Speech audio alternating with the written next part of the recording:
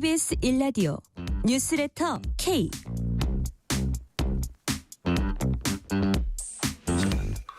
안녕하세요. 뉴스레터 K 진행하는 전종철입니다.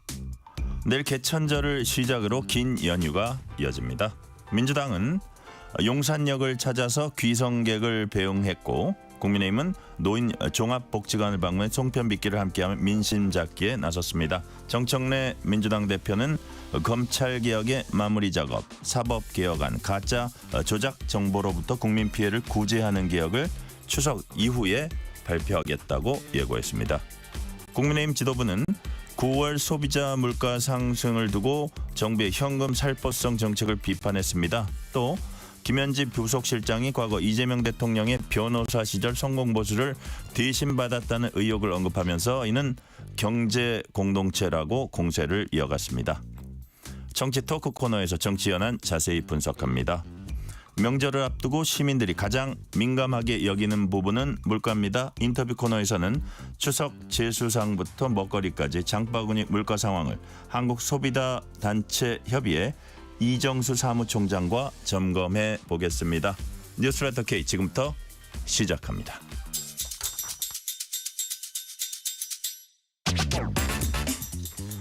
뉴스레터 K 정치 토크입니다. 김수민 시사평론가, 윤준인 국민의힘 미디어특위 위원 나오셨습니다. 어서 오세요. 네, 반갑습니다. 내일부터 긴 연휴가 시작됩니다. 여야 민심 잡기에 나섰습니다. 민주당은 용산역 귀성인사, 국민의힘 복지회관 어르신과 송편빚기. 자, 윤준인 위원님. 예. 추석 민심이 진짜 중요합니까? 중요하다면 이유가 뭡니까? 그래도 이 밥상머리 교육이라는 게 상당히 네네. 큰 위력을 발휘하지 않습니까? 네네. 이거는 학계에서도 연구가 돼 있는 사안입니다. 그래요? 네. 왜 어떤 정당을 지지하느냐. 이거 정말 큰 숙제거든요. 근데 연구자들이 연구를 해보니까 네. 그냥 지지하더라가 제일 많습니다. 아, 그래요? 근데 왜 그냥 지지하느냐? 그 중에 하나가 부모님이 지지하기 때문에. 그 영향 많아요. 많습니다. 집안 분위기. 예, 그래서 그게 그냥 맞는가 보다 하고. 맞습니다. 그리고 또 어떤 소속감이라는 게 있잖아요. 네네. 뭐 부모님이라든지 친척이라든지 친구랑 닮고 싶어하는 그런 심리가 있기 때문에 추석이라는 게 뭐 과거보다는 뭐 덜할진 모르겠지만 그래도 네. 민족의 대이동이고 요즘 그렇다고 해서 추석 때 안 만나느냐 그렇지는 않아요. 가족들이랑 다 뭐 차례를 안 지내고 뭐 식사를 하는 그런 경우는 있자 할지라도 가족들과 또 멀었던 친척들과 또 동네 친구들도 만나고 그렇죠. 예, 네. 그런 과정에서 주고받는 대화들이 당연히 또 정치적인 얘기들이 나올 수밖에 없고 뭐 그래서 사실은 또 큰 소리도 나고. 그렇습니다. 불화도 생기는데 그러지 마시고요. 일단 그래도 추석 때 많은 의견들을 공유할 텐데 지금 이재명 정부 출범하고 나서 여러 가지 이슈들이 있잖아요. 네. 이 현안들에 대해서 의견을 조율하다 보면 아마도 많은 민심의 영향이 있을 겁니다. 네. 네. 어쨌든 그래도 추석 민심은 중요하다 말씀을 지금 윤주진 위원께서 하셨는데, 가족이 모이면 주로 네. 싸우는 편입니까? 아주 뭐 정치 얘기 조금 피하는 편입니까? 어떻습니까? 김수민 평론가님. 최근으로 올수록 예. 명절 때 정치 얘기를 하는 수는 줄어들지 않았을까 싶고, 그렇죠. 저 네. 같은 경우는 그렇게 뭐 크게 싸우지는 않습니다. 그러니까 뭐 일가 친척들 사이에 정치 성향의 차이가 없는 건 아니지만 얘기 자체를 그렇게 많이 하는 좀 편은 많이 아니라서. 안 하는 것 같아요. 모여서. 네, 그죠? 얘기해봤자 싸운다라고 하는 그런 게 있고, 그리고 친구들끼리 모여도 딴 얘기 하는 것 같아요, 요즘. 네, 그리고 네. 제가 보더라도 현재 60대나 70대 일부 정도 되시는 세대분들도 네. 예전부터 이런 얘기 해봤자 친지들끼리 싸움만 나고 그리고 좋을 게 없다 이렇게 생각을 하시는 분들이 벌써 그 세대로 가셨거든요. 네. 예전보다는 좀 싸우거나 이런 거는 많이 줄었을 거라고 보이고, 하지만 언론적인 시각이나 혹은 정치인들 입장에서는 그나마 세대 간에 또 떨어져 있었던 지인인데 지역의 차이가 있었는데 만나는 그런 또 계기가 되기 때문에 네네. 예, 말이 섞이는 그나마의 기회인 것은 또 맞겠죠. 그러니까 좀 어느 정도 신경을 쓰게 되는 거고, 또 밥상에 뭐가 올라간다 이걸로 이제 신경전을 벌이는 거죠. 민주당에서는 지금 코스피 3,500 이런 거 돌파해서 이런 게 올라갈 거다 이렇게 기대를 할 것이고, 국민의힘에서는 김현지 얘기가 올라갈 거다라든지 이런 기대들이 또 있는 것 같습니다. 근데 저는 이거는 좀 확실하게 정치자분들한테도 말씀드릴 수 있는데, 친지 간에 정치 얘기를 할 때에 네. 플러스보다는 마이너스가 되는 경우들이 많은데, 네. 대표적으로 특정 당파를 덮어놓고 지지하거나 덮어놓고 반대하거나 확인되지 않은 얘기를 하거나 핏대를 올린다거나 거기서 이제 싸움이 시작되죠. 예, 그리고 싸움을 하지 않는다고 해도 그걸 지켜보는 친지들은 아, 나 저 당 지지하기 싫은데라고 생각할 것이기 때문에 예, 이런 것들을 각 당의 지지자들께서는 네. 주의하시면 유념하고. 될 것 같습니다. 자, 보니까 잊었던 게 하나 있더라고요. 국회의원 추석 떡값. 그거 뭐 1년에 2번 나오지 않을까 이런 생각이 드는데 424만 7천 원. 이거 어떻게 이게 기사가 됐냐면 그 부산 지역구 국민의힘의 김미애 의원이 424만 7천 몇백 원이 통장에 찍혔습니다. 송구할 따름입니다. 어려운 이웃과 함께 하겠습니다 하고 이제 전에 기부를 했어요. 이거를. 자, 윤주진 예. 위원님.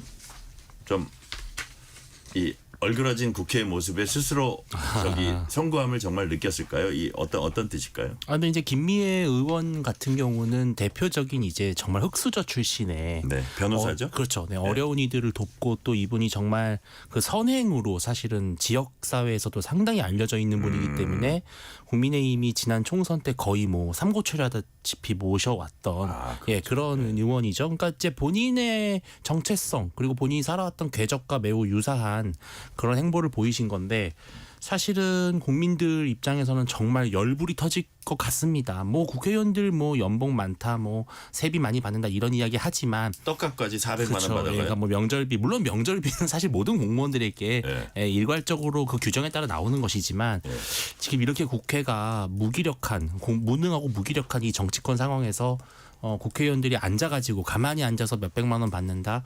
아마 국민들이 느낄 박탈감이 상당히 클 것이다. 또 그것을 김미애 의원이 잘 말씀하셔서 예. 어떤 변화를 해야 된다라는 메시지도 같이 던진 것 같네요. 네. 자, 국회의원들 사이에서는 공적이 됐을지 모르겠으나 그럼에도 불구하고 김미애 의원이 어쨌든 참 송구하다 이런 얘기를 해서 저도 이게 뭐 큰 기사는 아니지만 이거 오늘의 기사 중에 하나다 이런 느낌을 좀 받았거든요. 네. 그래서 자, 김수인 평론가님 보시기에 국회의원들 이게 이제 어떻게 규정으로 정해진 거니까 이제 나오는 겁니다. 예를 들어서 뭐 일반 회사 같은 데도 뭐 특정 금액이 뭐 얼마씩 나온다든지 쭉 있는데 그러니까 어떻게 보면 이거는 뭐 국회의원들이 부끄러운 일은 아니지만 또 국민정서법이라는 게 있잖아요.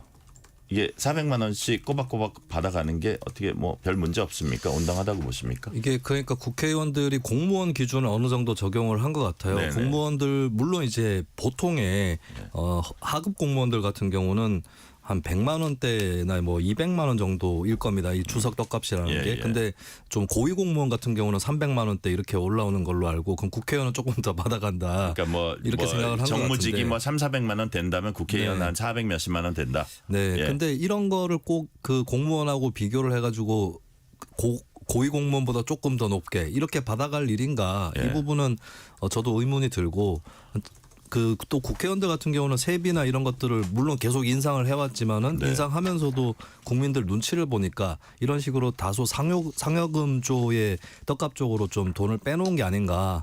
예, 그렇게 그쪽으로 약간 우회적으로 올린 게 아닌가라는 생각도 한편 드는데요. 네. 저는 이게 대단히 중요한 문제라고 생각하지는 않아요. 왜냐하면 이제 국회의원이라는 자리도 사실 4년 비정규직인 셈이고 그렇기 때문에 저는 급여 문제도 너무 야박하게 그럴 필요까지는 네, 없다. 그렇지만 편을 들어주고 싶지 않은 것은 네. 정치를 잘 하고 있느냐 이게 결국 중요한 것 같아요. 그러니까 국민들을 생각하기에 지금 여러 가지 그 민생 현안들이라든지 또 어려운 사람들을 돕는 그런 법안이라든지 이런 것들이 잘 처리가 되고 또 국회의원들이 공정과 정의, 네. 원칙과 상식을 따라서 일을 한다라고 하는 그런 인식들이 어느 정도 믿음이 있다면은 이런 문제도 크게 번지지는 않을 수도 있을 것 같은데 그게 아니다 보니까 그러니까 사실 돈이 본질이 아니라 네. 국회의원이 뭘 하고 있느냐 본연의 이 문제가, 역할을 제대로 하고 있느냐. 이 문제가 본질이겠죠. 그렇죠. 자, 정청래 민주당 대표는 추석 귀향길 라디오 뉴스를 통해서 검찰청 폐지 소식을 전해드리겠다는 약속을 지켰다라면서 추석 이후에 검찰개혁과 사법개혁 언급했습니다. 뭐라고 했는지 정청래 대표 얘기 들어보시겠습니다. 개혁은 자전거 페달과 같습니다. 계속 밟아야 넘어지지 않습니다. 개혁에는 항상 저항이 따릅니다. 김건희 특검에 파견된 검사들이 집단 반발하며 검찰개혁에 저항하고 있습니다. 검사들은 자중자애하시기 바랍니다. 검찰개혁의 마무리 작업, 사법개혁안, 가짜 조작 정보로부터 국민의 피해를 구제하는 개혁도 추석 연휴 이후 발표하겠습니다. 국민 주권시대에 걸맞는 당원 주권시대를 열기 위한 1인 1표, 전당원 투표제 등 당원 당규 개정도 차질 없이 마무리하겠습니다. 내란을 이겨낸 국민들 덕분에 올해 추석은 어느 해보다 특별합니다. 민주당의 목표는 어제와 다름없이 이어지는 국민의 일상, 어제보다 나아지는 국민의 삶입니다.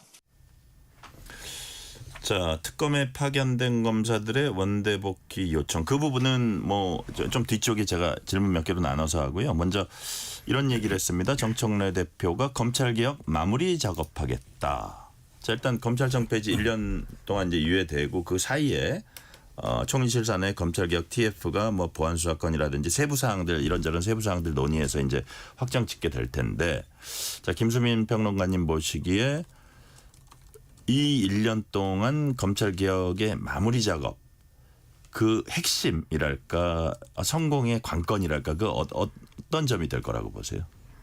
일단 마무리 작업이라고 표현하는 것이 네. 적합하진 않은 것 같아요. 오히려 더 많은 디테일들이 숨어 있기 때문에 네네. 어떻게 보면은 민주당 지지층 입장에서는 이 정도까지만 해도 엄청나게 큰일을 한 거다. 중수청과 공소청을 분리한 것만으로 네. 그리고 한쪽 중수청을 행안부에 넣은 것만으로도 큰일이다라고 하는, 그래서 이것만으로도 엄청난 일을 했다라고 하는 걸 좀 강조를 하는 측면에서 마무리 작업이라고 표현을 하는 것 같아요. 네. 근데 저는 이 말인즉슨 앞으로 조율할 만한 일들은 많이 남아 있고 민주당 지도부도 어느 정도는 열려 있다라고도 볼 수 있을 것 같거든요. 왜냐하면 그냥 정말로 보안 수사권이라든지 이런 것들까지 다 폐지를 하는 것 같으면은 아직까지는 마무리 이런 말을 할 필요가 없는 것인데, 예, 그렇기 때문에 여러 작업이 남아 있지만 이미 많은 큰 일들을 했다 이렇게 표현을 하는 것 같고, 결국에는 이제 다들 지목을 하시지만 보안 수사권 문제라든지 네. 그리고 경찰이 그냥 수사를 종결할 수 있게 할 거냐 아니면 정권을 송치하도록 할 거냐 이 문제라든지, 그리고 중수청 같은 경우도 앞으로 관건이 수사의 독립성이라든지 이런 것들을 담보를 해야 되는데 이거를 어떻게 할 것인지, 이런 부분들이 여러 가지의 세부 쟁점들이 산적해 있는 거죠. 이거를 이제 1년 동안 처리를 해야 되는데, 법조인들 사이에서 법조인 중심으로 보안수사권이라든지 이런 것들을 토론을 해왔고, 네. 1년 동안 이제 더 치열한 토론이 또 기다리고 있겠습니다. 네. 윤주진 위원께서 보실 때는 어떤 점이 이제 우리가 가장 주목할 부분이라고 보세요? 앞으로? 그러니까 지금 마무리라는 표현이 잘못됐다는 말에 전 적극 공감하는 게, 이건 마무리가 아니에요. 이제 몸풀기 끝났고 예선전 끝났고 이제 본전 들어가는 거거든요. 이제 본격적인 이제부터가 예. 시작입니다. 사실은. 왜냐하면은 수사와 기소의 원칙적 분리에 대해서는 실은 국민의힘도 크게 어떤 결사반대 입장은 아니었어요. 원칙적으로 공감하는 부분이 있지만, 문제는 뭐냐면은 완전히 수사에서 검사가 손을 뗄 것이냐, 아니면 수사를 지휘하거나 보완하거나 요구할 수 있는 권리를 얼마나 줄 것이냐. 더 이게 이제 사실 디테일이라고 하지만 이 디테일이 본질인 거거든요. 그런데 지금 제가 봤을 때는 오늘의 이 정청래 대표의 워딩들을 보면 검찰에게 보안 수사권을 절대 줄 수 없다라고 하는 본인의 기존 입장, 네. 그 당의 강경파의 입장을 반드시 고수하겠다라고 하는 메시지로 들려요. 아, 그래요? 예, 그렇기 때문에 앞으로 이 당정 갈등이 상당히 좀 파국으로 가지 않을까라는 부분이 저는 예상이 되고, 지금 최근에 대통령실 중심으로 해서 정청래 대표 체제에 대한 어떤 우려, 불만, 이러한 것들이 조금씩 새어나오는 과정에서 아마 정청래 대표도 만만치 않은 그런 저항을 하지 않을까? 그 부분이 아마 이제 추석 이후에 우리가 볼 수 있을 만한 그런 정치의 풍경이 아닌가 싶습니다. 자, 그래서 보안 수사권을 포함해 가지고 검찰, 이른바 이제 검찰이라고 부르는 그 집단한테 어느 정도의 권한을 주느냐, 이게 이제 키포인트라고 본다면, 예. 또 이제 우리가 큰 국민의 눈에서 보면 수사 역량이 지금보다 떨어지지 않는 어떤 시스템을 어떻게 유지하느냐, 이게 이제 가장 그 핵심이라고 볼 수 있잖아요. 예. 근데 만약에 검사들이 정말 보안 수사권을 완전히 다 없어졌다? 안 남는 사람이 많을 것 같아요. 그러면 2,000명 지금 좀 넘는 검사들 중에 수사를 하겠다고 남는 사람이 과연 절반이 될까? 아무리 뭐 일부는 저 공소청으로 간다고 하더라도 그렇게 되면 수사 역량을 담보할 수 있을까요? 근데 실은 예. 이게 이제 기소를 맡고 있는 공소청이 중수청이나 경찰의 수사를 보완할 수 있느냐라는 것도 중요한 부분이고요. 네. 또 중수청이 일반 경찰과 또 어떤 관계를 맺을 것이냐 이게 상당히 복잡합니다. 다각적인 구도인데 네. 지금 법조계에 나오는 이야기들을 종합해 보면 일단 일선 검사들은 1순위는 공소청이라는 겁니다. 그러니까 헌법이 부여한 기소의 권한, 독점적 권한인 기소권을 가진 검사가 진짜 검사지. 기소권 없는 검사는 검사가 아니야. 알맹이 없는 거야. 이렇게 생각하는 인식이 강하다는 거죠. 그러니까 어쨌든 공소청으로 많이 가겠네요. 그럼 공소청에 많이 남으려고 할 것 같습니다. 그렇죠. 네. 뭐 그러면은 공소청에서 이게 뭐 제가 검찰들을 비하하는 것이 아니라 어떤 집단이든 결국은 이 엘리트 집단이라는 게 있잖아요. 그 안에서도 분명히 네. 에이스들이라는 게 있는데 그러면은 정말 뛰어난 검사들은 사실은 수사가 아닌 기소로 남을 것이고 그러면은 점점 이게 수사 인력이 안 그래도 하향 평준화되는 상황이 더 악화될 수 있다라는 것이고 또 말씀하신 대로 지금 검찰 내부 분위기가 흉흉하잖아요. 네. 근데 정말로 이렇게 중수청 누군가는 중수청에 가야 되는 상황이 올 겁니다. 그 경우에 내가 법무부 공무원이 아니라 행안부 공무원이 된다? 난 그럴 바에 그냥 변호사 할래. 이렇게 뭐 옷 벗고 나가는 사람들도 있을 것이기 때문에 네. 그런 부분은 상당히 좀 심각한 후폭풍으로 저희가 볼 수 있겠죠. 네. 김수민 평론가님, 또 이제 사법개혁안도 추석 연휴 뒤에 이제 발표하겠다 이렇게 예고를 했는데 지금 이제 조희대 대법원장 사퇴 압박은 계속되고 있는 거고 그 일환으로 이제 청문회 출석하지 않으니까 15일인가요? 언제 대법원 현장 국감을 하고 이제 법사위에서 의결도 했잖아요. 그래서 어쨌든 이 갈등은 연휴 이후에도 계속 좀 더 증폭될까요?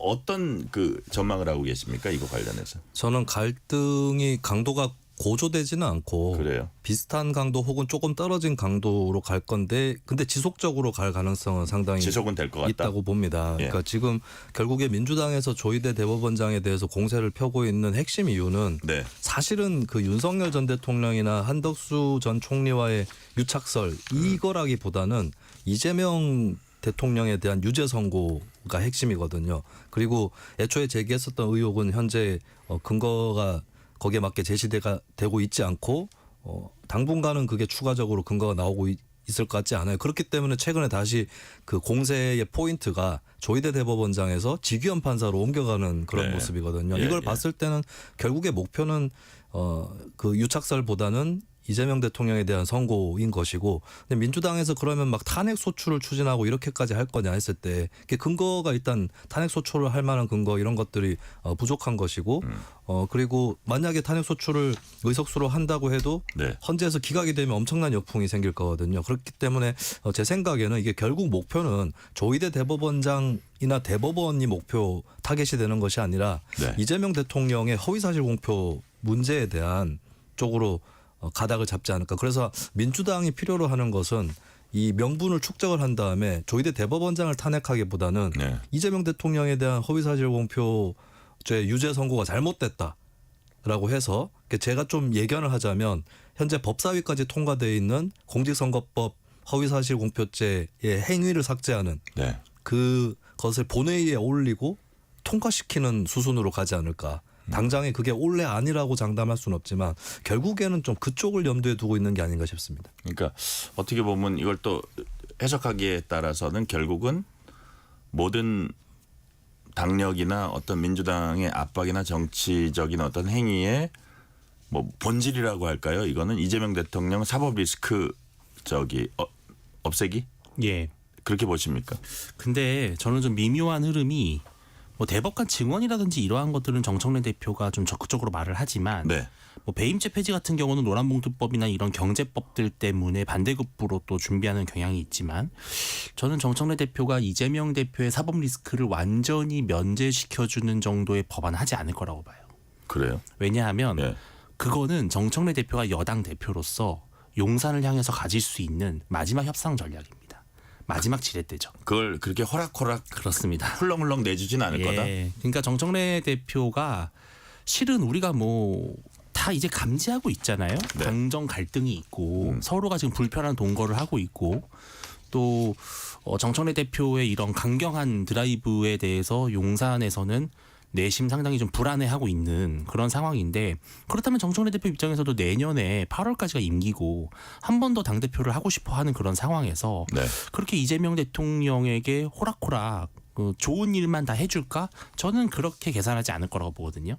뭐 대법관을 증원하는 이런 문제는 그냥 뭐 이재명 대통령을 떠나서 사법부를 길들이기 위한 하나의 큰 틀의 수단이겠지만 이재명 대통령 한 명을 딱 구해주는 그런 거는 저는 좀 소극적일 거라고 봅니다. 그래요.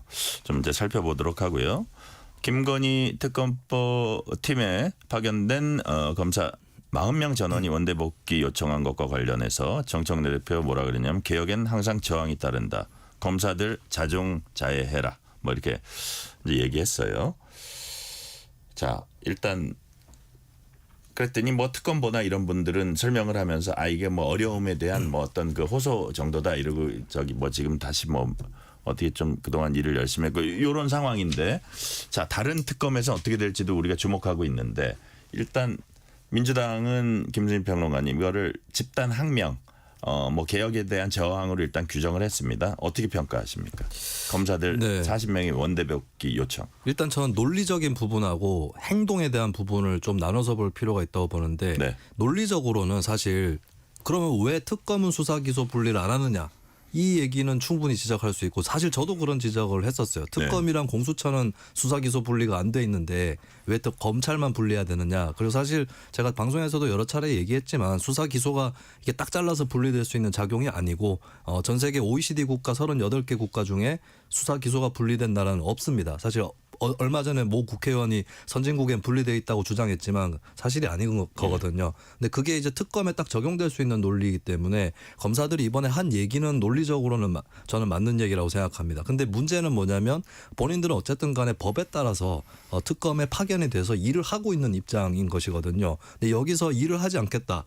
라고 선언을 해버린 것은 이거는 공무원의 집단 행동을 현재 현행법으로도 금지되어 있고 그리고 그런 법을 굳이 거론하지 않는다고 해도 지금 국민들이 많이 지지해서 특검이 이렇게 서게 됐고 그리고 사실 본인들도 열심히 했기 때문에 특검에 어느 정도 수사 결과가 나오고 있고 네. 재판 또 하는 거거든요. 그러면 이 검사들이 자신들의 주장이 옳다는 걸 입증하기 위해서 해야 될 행동은 검찰로 복귀하겠다가 아니라 특검에서 자신들이 수사와 기소를 열심히 해서 봐라 수사 기소가 융합되어 있는 것이 좋은 점이 있지 않느냐라는 것을 결국에 일로 증명하는 거예요. 근데 그런 일로 증명할 기회를 걷어차고 집단 행동에 나선 것은 바람직하지 않다라고 생각합니다. 네.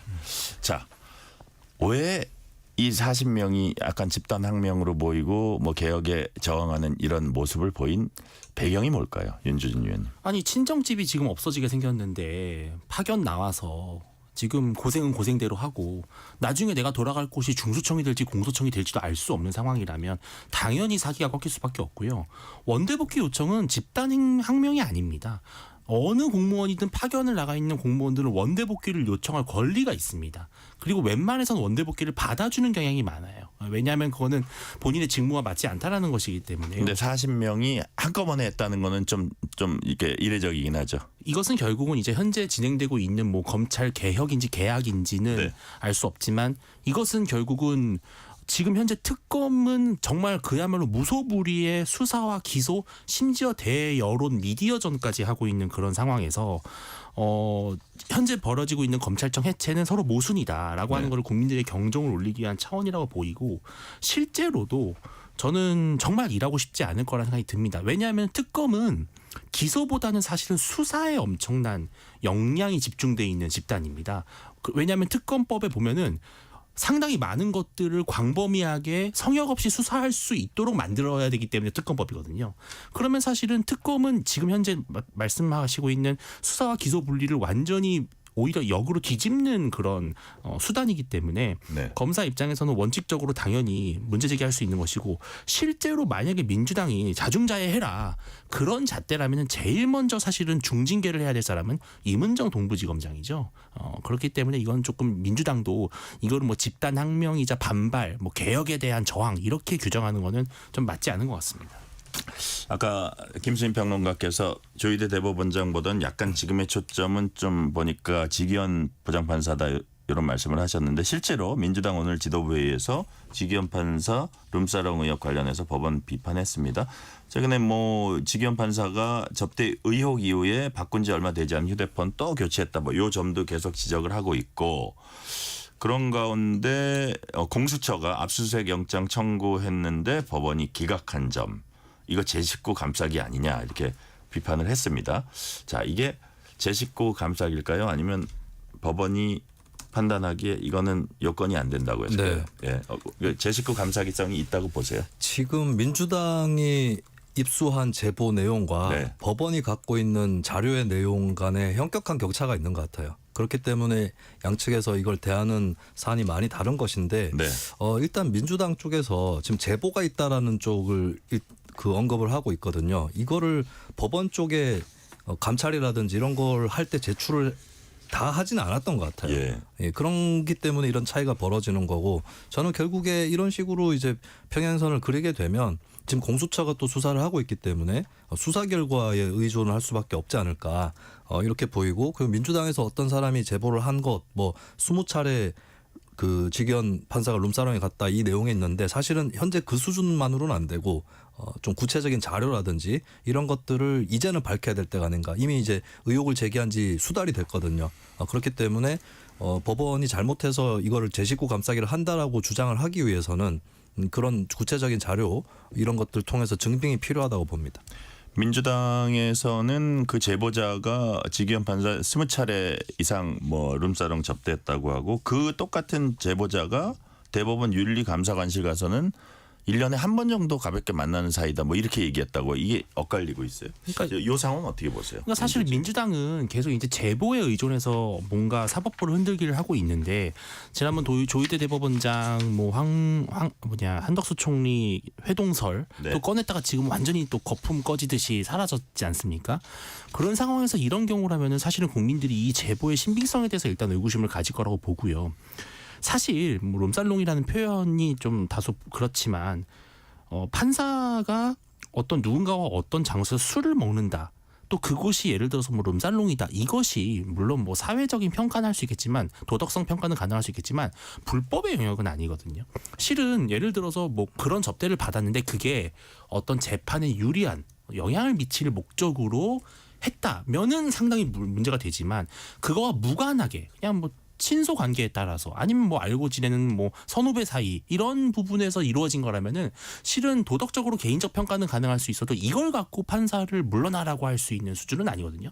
그러면은 민주당이 지금 갖고 나와야 될 건 뭐냐면은 그 접대가 대가성이 있는 접대였다는 걸 입증해야 돼요. 근데 그게 입증되지 않은 상황에서 무조건 거기 갔으니까 물러나라. 이거는 정말 그렇게 따지면 사실 대한민국 공직사회는 다 물러나야 되는 것이죠. 예. 네. 지금은 뭐 사실 그 접대가 얼마나 있었는지도 좀 확인해 봐야 되는 상황이고요. 실시간 교통 상황 알아보겠습니다. 라디오 교통정보센터 공인혜 리포터 나와주세요. 네, 이 시각 교통정보입니다. 연휴를 앞두고 물류 이동량이 증가한 데다 이른 귀성 차량까지 더해지면서 오늘 평소 목요일에 비해 지방 방향이 다소 혼잡한데요. 영동고속도로는 양방향의 사고 소식도 있습니다. 먼저 강릉 쪽 양지 부근 1차로와 여주 분기점 2, 3차로 모두 화물차 사고로 차단돼 부근 정체 극심하고요. 인천 방향 양지 부근 1차로에서도 사고 복구 작업이 한창입니다. 덕평부터 8km 구간 정체 굳어졌습니다. 이후 수원과 둔대, 군자에서 영동선 시점 쪽으로 더딘 흐름이고요. 수도권 제일순환선 일산에서 판교 방향도 자유로부터 송내 쪽으로 한 번에 17km 구간 정체 굳어졌습니다. 부산 쪽 경부선은 충청권인 천안에서 옥산, 회덕 일대로 긴 구간 답답합니다. 지금 서울시내는 올림픽대로와 강변북로 통해 강남과 강서권역 정체 구간 모두 지나시는데 양방향에서 각각 1시간 40분씩은 잡으셔야 하는데요. 현재 잠실 쪽 올림픽대로 행주대교 부근 2차로에선 고장난 차도 처리 중입니다. KBS 교통정보센터였습니다.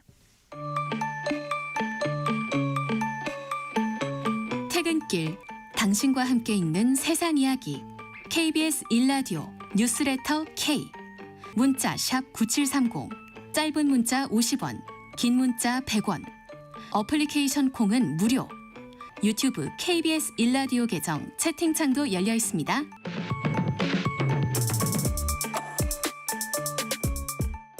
KBS 1라디오 뉴스레터 K 정치 토크입니다. 김수민 시사평론가, 윤주진 국민의힘 미디어특위위원과 얘기 나누고 있습니다.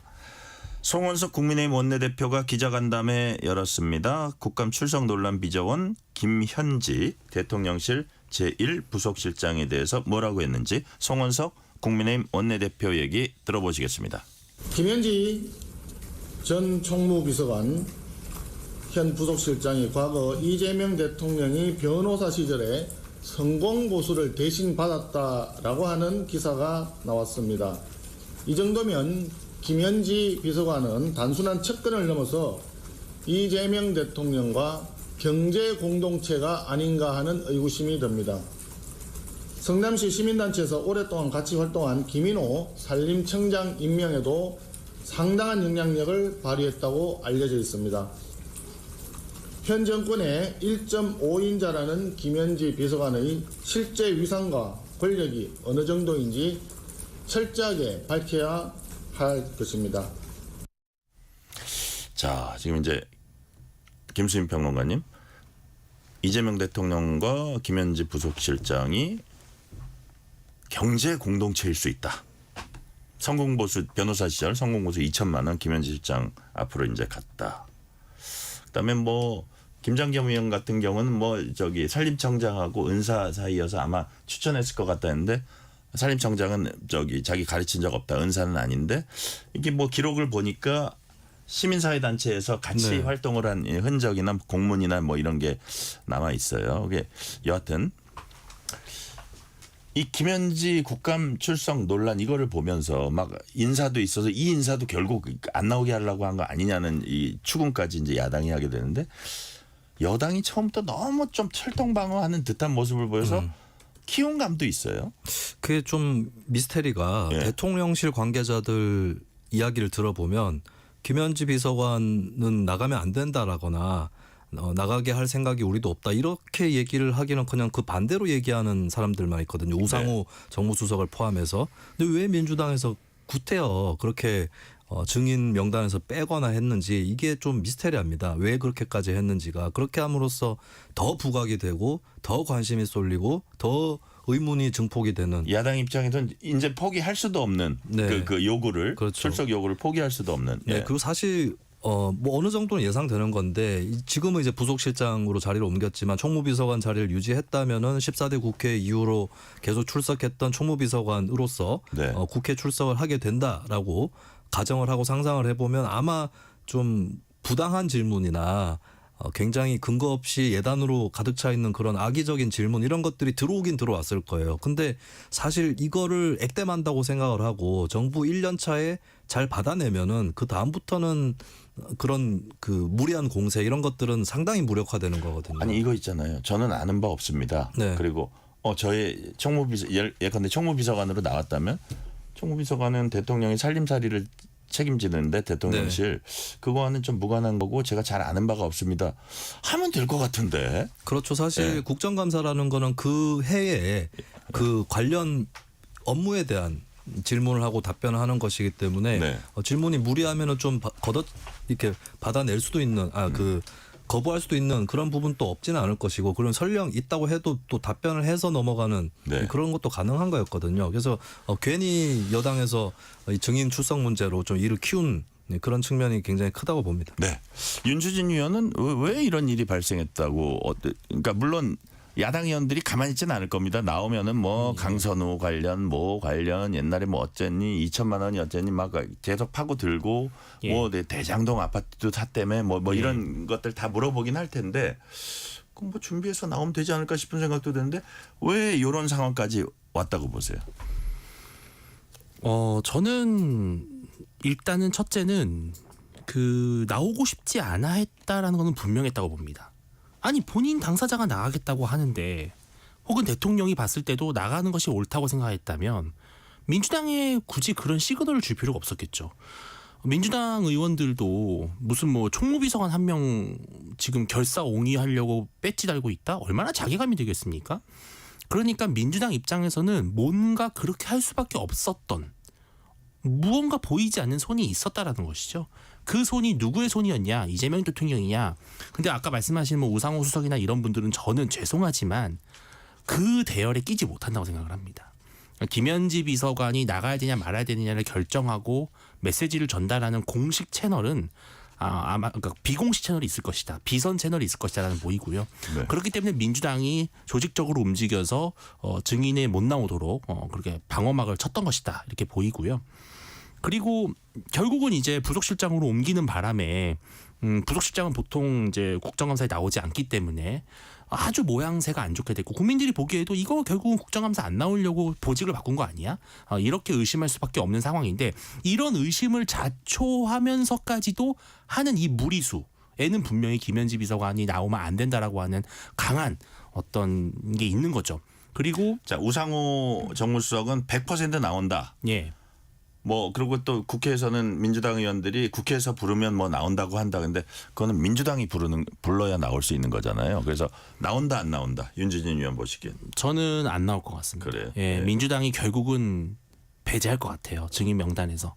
그래서 파행으로 결국은 운영위를 파행으로 이끌고 가려고 할 것으로 보이고 근데 이게 국정감사랑 왜 관련이 없다고 하면 안 되는 게 네. 대통령의 실세 측근들이 누구이고 어떤 사람이고 어떤 출신이고 그것만 알려줘도 국민들한테 어떤 생각을 의미가 갖고 있다. 있는 사람인지를 당연히 국민이 알 권리가 있죠. 왜냐하면 김현지 비서관에 대해서는 알려진 바가 없어요. 그럼 국민들은 알 권리가 있고요. 그거에 대해서 야당이 얘기하는 것은 전혀 국감의 성격과 배치되는 것이 아닙니다. 네. 자, 국민의힘은 민주당 서울시 의원이 특정 종교 신도들을 집단으로 당원 가입시켜서 지방선거 경선에 도움을 받으려 시도했다는 그 의혹과 관련해서 녹취에서 언급된 김민석 국무총리를 몸통으로 규정하고 엄정한 수사 촉구했습니다. 아까 브리핑하는 거 보니까 그 당사자인 시의원이 김경시 의원이 영등포 시장 영등포 구청장인가요? 거기 이제 출마를 하려고 본인 개인 입장에서 모인 거다. 자, 상대 당에서는 이거 꼬리 자르기 아니야 이렇게 의심을 할 수 있는 부분인데 예를 들어서 국민의힘에서 또 어떤 얘기가 나오냐면 이게 뭐 종교계 그 동원 의혹이니 뭐 아니라고 당연히 각자 당사자들은 부인을 하지만 국민의힘에 했던 것처럼 특검이 했던 것처럼 당원 명부 압수수색까지 가야 되는 거 아니냐 이런 네. 얘기들까지 나와요. 어떻게 보세요? 압수수색 주장을 안 하는 게 좋을 것 같아요. 국민의힘에서. 왜냐하면 가입을 안 한 것으로 돼 있거든요. 결과적으로 어쨌든 간에. 그러니까 그 제보자의 주장에 따르면은 네. 그 입당 논의를 했는데 어떤 스님이 잘못하면 통일교 짱난다 이렇게 얘기를 했다고 하고 결과적으로 사실 이게 민주당에서도 진상조사에 들어갔어요. 그래서 어느 정도는 일단 이 김경 시의원의 행위 자체가 징계 사유에 해당한다는 입장을 민주당 서울시당이 냈습니다. 네. 그리고 이제 당원 명부를 확인을 해보니까 그 시기에 집단 입당이라든지 이런 것들이 없다라는 거기 때문에 그래서 압수수색을 만약에 하게 되면 그냥 민주당에서 명부를 보여주면 되는 것이고 근데 그 결과적으로 입당한 사람이 없다 이렇게 돼버리면 국민의힘에는 입당한 통일교 교인들이 있기 때문에 그거는 오히려 대조적인 결과가 나버리겠죠. 어떻게 보면 국민의힘도 압수수색까지는 안 갈 거라고 생각을 하기 때문에 그런 공세를 취하는 게 아닌가 네. 그렇게 생각합니다. 윤주진 위원께서는 이거 수사가 한 어느 정도까지 가야 된다고 보시는 거예요? 근데 동일한 잣대를 적용하자는 것이죠. 그러니까 이제 당원으로 가입을 했는지 안 했는지는 민주당이 현재 설명을 하고 있는 건데 민주당의 설명은 당연히 민주당이 하는 것이기 때문에 우리가 믿을 수 없다라는 걸 본다면 국민의힘 입장에서는 민주당의 설명이 아니라 수사기관의 설명을 듣고 싶은 것이고 만에 하나 정말로 실제로 당원에 가입하지 않았다 하더라도 네. 들여는 봐야 되는 거 아니냐, 들여다 봐야 되는 건 아니냐라는 걸 말씀드리는 것이고. 그리고 지금 이제 저는 근데 이게 강도 높은 수사가 이루어질 가능성이 좀 있을 수 있다고 보는 게 정청래 대표가 이 문제에 대해서 오히려 되게 적극적으로 협조하는 모습이에요. 왜 그럴까요? 저는 그러니까 이제 이게 지금 현재 벌어지고 있는 권력 암투의 또 다른 단면으로 보이는 것이 지난번에 최강욱 무슨 연수원장인가요? 그런 부분을 뭐 이렇게 경질하는 부분도 있었고 또 이번에 이 사건 터지자마자 바로 진상조사를 지시해서 만약에 이게 사실로 밝혀지고 정말로 김민석 총리와의 관련이 있는 것으로 나온다면 네. 엄청난 정치적 타격을 입혔죠.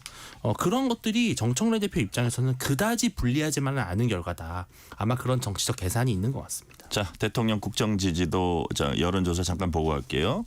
엠브레인 퍼블릭, K-스탯 리서치, 코리아 리서치, 한국 리서치가 지난달 29일부터 이달 1일까지 만 18세 이상 남녀 1,003명 대상으로 휴대전화 가상번호 이용한 전화 면접 조사했습니다. 대통령 국정 운영을 긍정평가한 응답자 57%, 2주 전보다 2%포인트 하락, 부정평가한 응답 34%, 2주 전보다 3%포인트 상승. 자, 김수인 평론가님 어떤 네. 의미입니까? 일단 57% 지지율이면은 어느 정도는 선전하고 있는 지지율이라고 봐야 될 것 같고 네. 아직까지 이제 현 정부 초기에 있기 때문에 국민들의 기대감이라든지 이런 것들은 어느 정도 유지되고 있다. 이렇게 첫 번째로는 풀이를 해볼 수 있겠고요. 네. 두 번째는 조금 하락하고 있는 추세입니다. 그러니까 이 대통령 지지율이 하락했다가도 뭔가 호재가 있어서 상승을 하고 이런 것들을 거듭을 해오면서 얼마 전까지는 뭐 50%대 초반으로 떨어진 조사도 있었습니다만 다시 여론조사 기관에 따라서 네. 좀 차이 나더라고요. 예, 근데 이제 최저 기준으로 보더라도 50%대 초반 정도까지는 떨어졌었던 건데 이게 다시 올라오기도 하고 근데 살짝 또 떨어지고 있는 흐름이기도 하거든요. 근데 일단은 이제 전국의 어떤 그 뚜렷한 대결 구도라든지 이런 것들이 더 강화됐기 때문에 사실 60%를 다시 넘기기는 건 조금 힘들 수는 있겠다라고 생각이 들고 그리고 지금 점진적으로나마 소폭 하락을 하게 된 거는 저는 다른 이유보다는 뭐 예를 들어서 관세 협상이나 이런 문제는 국민들이 보기에도 너무 힘든 문제고 또 미국이 부당하다고 생각하는 국민들이 상당히 많기 때문에 그런 문제 때문에 지지율이 조금 떨어졌다기보다는 대법원과의 갈등이라든지 이런 부분들 또 대통령 어떤 그 대통령 쪽에서 주도하기보다는 여당에서 주도를 하고 있기는 하지만 대통령 문제를 좀 사해 주려고 하는 게 아니냐라고 하는 이런 생각들 때문에 60% 이상으로 가는 데는 조금 지장이 걸린 이런 형국이라고 봅니다. 자, 어떻게 보면 박스권에 갇혔다고도 할 수 있는 그 지지율인데 예. 그 국정 초고 사실 오늘 같은 경우 보면 뭐 그 주가 코스피도 이제 사상 최고치고 예. 어쨌든 그 다자 유엔 외교 무대도 있었고요. 뭐 여러 가지 있었는데 박스권에 갇혀 있어요. 그러니까 어떻게 보면 지금 말씀하신 뭐 대법원장 그 사법부의 갈등 이러지만 대통령이 안 드러나는 거 아니에요? 어떻게 분석하세요? 지금 대통령이 현재 어떤 존재감이 상당히 좀 미미하죠. 오히려 정청래 대표라든지 이런 분들이 더 두드러지고 이재명 대통령은 여러 가지 외교 문제나 메시지를 내고 있지만은 국민들이 체감했을 때는 뭔가 주도권이 있다라는 느낌은 좀 확실히 좀 희미한 것 같습니다. 네. 그리고 아까 말씀 박스권이라고 하는 의미가 뭐냐면은 지금 사실 국민의힘의 상황이 매우 안 좋은 편에 속하잖아요. 그리고 지금 야권에 이렇다 할 유력한 대권 주자도 사실은 없습니다. 그런 상황에서 지금 이재명 정권은 어떻게 보면 독주하고 있는 상황인데 지난 문재인 정권의 초기와 비교했을 때는 확실히 그때보다는 지지율이 계속 50%대에서 그것도 전체적인 추세로 봤을 때는 하락세는 분명해요. 이렇게 쭉 가다 보면 저는 이제 올해 안에는 반드시 40%대로 좀 진입을 할 거라고 저는 보는데 그만큼 고정적으로 이재명 정권에 대해서 불만을 갖고 거부감을 갖는 사람들이 아주 견고하게 있고 또 중도층에서도 아까 말씀하신 사법부 흔들기 전 대미 협상도 요소가 된다고 봐요. 왜냐하면은 공동 합의문이 필요가 없을 정도로 잘된 회담이었다라고 했는데 그건 전혀 아니었다라는 게 밝혀지고 있기 때문에 저는 중도층에서의 실망도 조금씩 증가되고 있다, 누적되고 있다. 그렇기 때문에 저는 이 추세대로라면은 올해 안에는 아마 40%대로 주저앉는 것은 좀 분명할 것이다 보입니다. 자, 이번에는 좀 특이한 뉴스라고도 할 수 있고 추석맞이 젊은 정치인들의 게임 대회가 이제 준비된 게 있었습니다. 이준석 개혁신당 대표, 모경종 민주당 의원, 김재석 국민의힘 의원이 스타크래프트를 해서 한번 겨뤄보자 했는데 좋다. 이게 모경종 의원도 본래는 좋다 그랬었는데 이게 이제 공개가 되고 나름 화제도 되다가 모경종 의원이 돌연 아니 나 못하겠다 취소했습니다. 지지층으로부터 지금 게임할 때냐 개혁으로 싸워라 질타를 받았다고 합니다. 젊은 국회의원의 게임 대회 무산. 자, 우리 김수민 평론가님 네. 어떻게 평가하십니까? 뭐 이런 거 할 수도 있는 건데 과민하게 반응을 하는 것 같다는. 우리 정치권이 너무 경직돼 있는 거 아닌가요? 네, 그렇습니다. 그리고 사실 저는 오히려 사이가 안 좋은 의원들이라고 해도 네. 해볼 만하다 한번. 예전에 이게 불발되긴 했는데 강원도 춘천 지역에 한 10년 넘은 기억이에요. 춘천시의회 의장하고 춘천시장이 네. 사이가 안 좋습니다. 안 좋은데 복싱 시합을 하기로. 진짜 이 네, 격투기를 한 거예요? 네, 복싱 선수권 대회가 춘천에서 열리는 김에 붙었어요? 근데 하진 않았다가 결국에는 안 했구나. 결국에는 아깝다. 예, 이것도 좀 비판이 있었는 모양인지. 근데 어쨌든 간에 이렇게 사이 나쁜 쪽에서도 할 수도 있는 건데 뭐 이런 또 그 어떻게 보면은 세상이 많이 바뀌었고 또 새로운 세대들이 올라왔기 때문에 네. 스타크래프트도 민속놀이다라고 하는 게 이들의 설명이었거든요. 근데 이거를 뭐 저는 이 소식을 듣고 굉장히 기발하다거나 이렇게는 전혀 생각하지 않았지만 반대로 이걸 그렇게까지 못하게 할 이유가 있는가라는 네. 생각이 들고 아마 모경종 의원이 빠지면서 이렇게 됐는데 다른 그 두 의원 이준석 대표하고 김재섭 의원에 비해서 강성 지지층에게 직접적으로 받는 압력이 좀 더 크지 않았나. 왜냐하면 모 의원 같은 경우는 경기도청에서 이재명 당시 지사 측근으로도 일을 했었고, 그렇죠. 예, 근데 김재섭 의원 같은 경우는 강성 지지층에서 뭐라 그래도 일단은 찍혔기 때문에 특별히 더 들어줘야 될 입장이 아니고 이준석 대표도 개혁신당 지지층이 꼭 그렇지는 않기 때문에 근데 아무래도 지지층을 더 의식할 수밖에 없는 그런 처지가 반영이 된 것 같습니다. 네.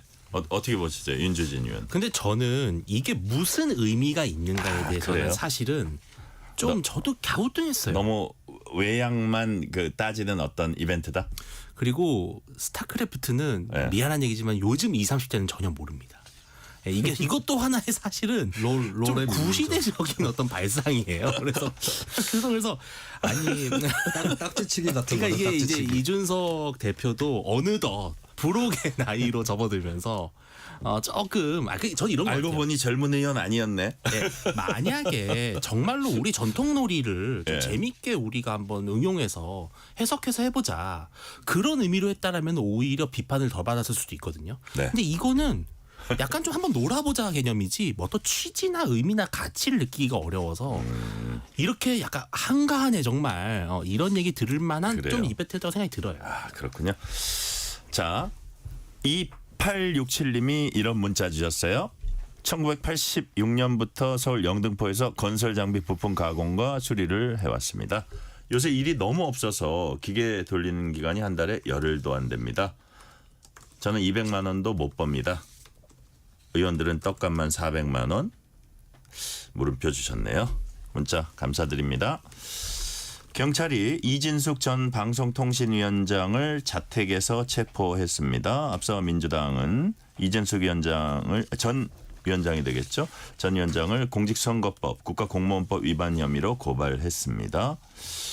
자, 불출석 사유서 제출했는데 영장 집행됐다. 이게 이제 이진숙 전 위원장 측 얘기고 경찰은 여러 차례 소환에 불응했다. 이게 입장이 갈리고 있는데 김수인 평론가님, 이 상황 어떻게 보세요? 저는 처음에 저도 조금 의외의 소식이긴 했어요. 왜냐하면 공직선거법하고 정치적 중립의무 위반 정도인데 이게 이제 체포가 될 만한 정도면은 굉장히 큰 사건인가 이런 생각도 들었고, 근데 지금 일단 경찰의 설명으로는 소환 조사를 요청을 했고, 네. 근데 거기에 3회 이상 불응을 했다라고 하는 거거든요. 그러면서 의아한 거는 그럼 왜 3회 이상씩이나 이진숙 전 위원장은 불응을 했는가 네. 그 부분이 된 것 같고, 그리고 이게 아직 구체적으로 자세하게 알려지지는 않았지만 경찰이 갖고 있는 어떤 혐의라든지 이런 것들의 중대성 이런 것들이 더 커질 수 있는 그런 증거라든지 요인도 있는 건가 네. 이런 생각도 한편으로는 드는데 현재로서는 좀 이진숙 전 위원장이 왜 이렇게까지 출석을 안 했을까 이게 더 궁금하긴 합니다. 네. 이진숙 전 위원장은 경찰이 3차례 출석 요구한 건 사실이다. 근데 불출석 사유서 분명히 보냈고 그런데 이런 식으로 막 갑자기 자택을 덮쳐서 이렇게 체포를 한 것이다. 이렇게 이제 얘기를 하고 있는 것 같은데 이 상황을 윤주진 위원은 어떻게 평가하십니까? 그러니까 이게 애초부터 과잉 수사였다라는 겁니다. 왜냐하면 변호인이 오늘 밝힌 사실에 따르면 어떤 혐의가 지금 적용돼 있는 거냐면은 그때 이제 이진숙 전 위원장이 탄핵 소추가 돼가지고 예. 직무가 정지됐잖아요. 그 당시에 방통위가 이제 기능을 할 수 없는 것은 민주당 때문이다 이 발언을 했는데 이게 그 당시에 조기 대선이 열릴지도 모르는 상황이었는데도 불구하고 이것이 사전선거 운동이다.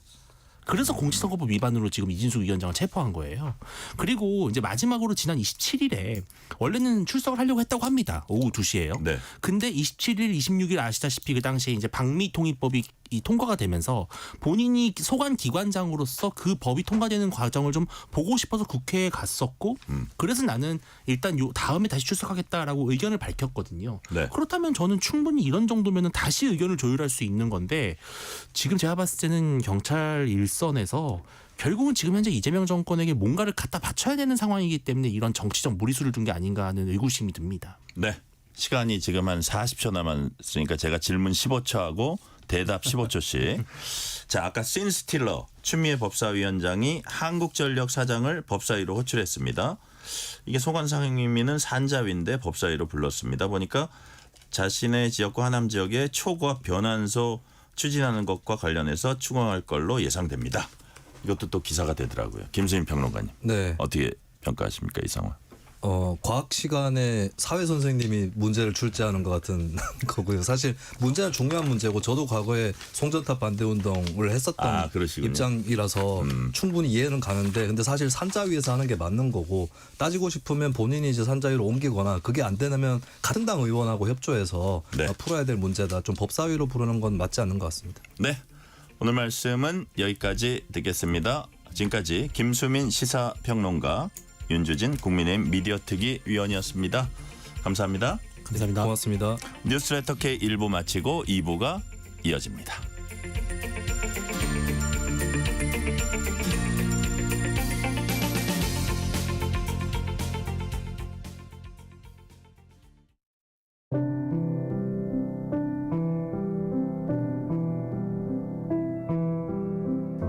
KBS 라디오 연중기획 희망충전 대한민국 658번째 이야기. 안녕하세요. 아나운서 유지원입니다. 한살배기 은규는 오늘도 아빠 엄마 곁을 맴돌다 잠이 들었습니다. 잠든 아이의 얼굴을 바라보는 평범한 하루. 하지만 은규의 부모님에겐 그 하루가 어렵기만 한데요.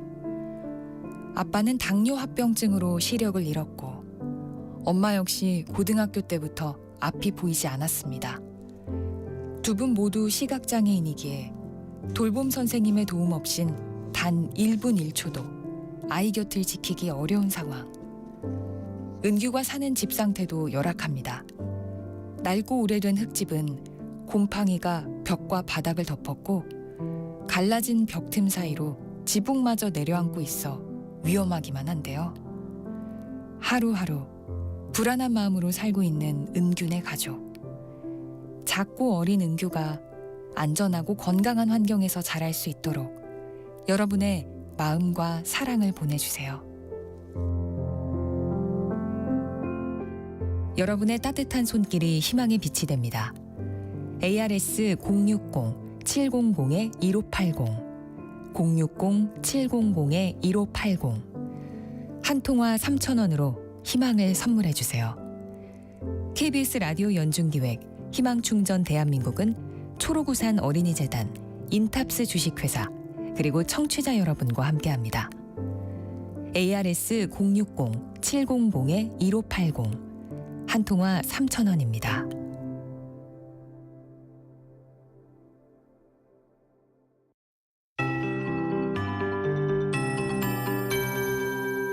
KBS 58분 날씨. 오늘 밤에 충청 이남 지역을 중심으로 비가 시작되겠습니다. 남부와 제주 지방에 상당히 많은 양의 비가 예보돼 있기 때문에 귀성길 교통 안전에 유의하셔야겠습니다. 우선 남부와 제주는 20에서 80mm, 남해안 많은 곳은 80에서 100mm, 제주 최대 120에서 산지 쪽은 150mm 안팎의 비가 쏟아지겠습니다. 특히 전남해안과 제주에는 시간당 30에서 50mm로 매우 강하게 올 것으로 보이고요. 천둥, 번개, 돌풍이 동반될 수 있겠습니다. 비로 인한 피해 없도록 각별히 주의해 주시기 바랍니다. 추석 당일에는 영동 지방으로 비가 내리기 시작해 중부와 경북으로 비 소식이 있는 반면 충청 이남으로는 구름 사이로 보름달을 볼 수가 있겠고요. 귀경길에 역시 중부 지방으로 비 소식이 우려됩니다. 또 바닷길도 상당히 좋지 않겠습니다. 서해와 남해, 동해 먼 바다, 또 제주 해상 등 대다수 해역의 물결이 매우 높기 때문에 귀성길 먼저 해상교통 이용하실 분들은 주의가 필요하겠습니다. 그리고 해안과 산지 쪽에 바람이 매우 강하게 불겠습니다. 특히 호남 해안과 제주 산지에 매우 강한 바람이 지날 걸로 보여집니다. 내일 아침 기온은 서울 20도 등 15에서 21도가 되겠고요. 내일 새벽 안개가 짙겠습니다. 낮 기온은 서울 24도 등을 예상하고 있습니다. 지금 서울의 기온은 22.9도입니다. 강혜종입니다.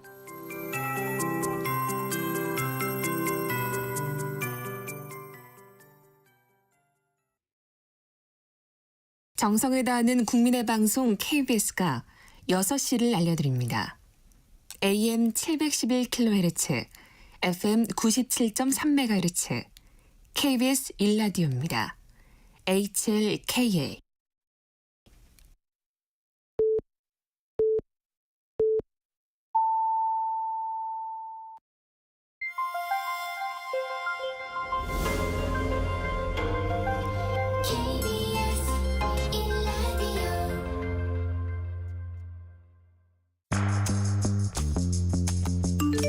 여러분은 지금 퇴근길 시사편지 한 장 KBS 1라디오 뉴스레터 K를 듣고 계십니다.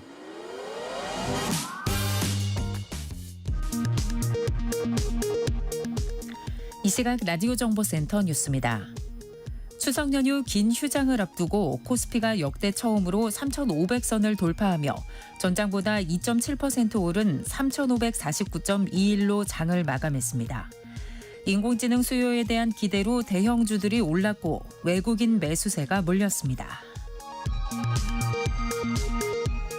이재명 대통령은 최근 잇따른 반중 집회와 관련해 저질적인 국격 훼손 행위를 방치해선 안 된다고 지적하고 안전을 위협하는 선동 행위를 철저히 단속하고 근절 대책을 서두르라고 관계부처에 지시했습니다.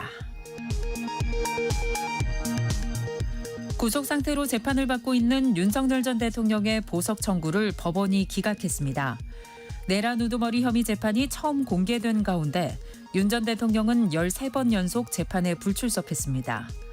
한동훈 국민의힘 전 대표는 공판 전 증인 신문에 출석하지 않았습니다. 통일교 정교유착 의혹 등으로 구속된 국민의힘 권성동 의원과 한학자 통일교 총재에 대한 구속적부심을 법원이 기각했습니다. 김건희 특검은 권성동 의원과 김상민 전 검사를 구속 기소했습니다. 경찰이 이진숙 전 방송통신위원장을 공직선거법 위반 등의 혐의로 체포했습니다.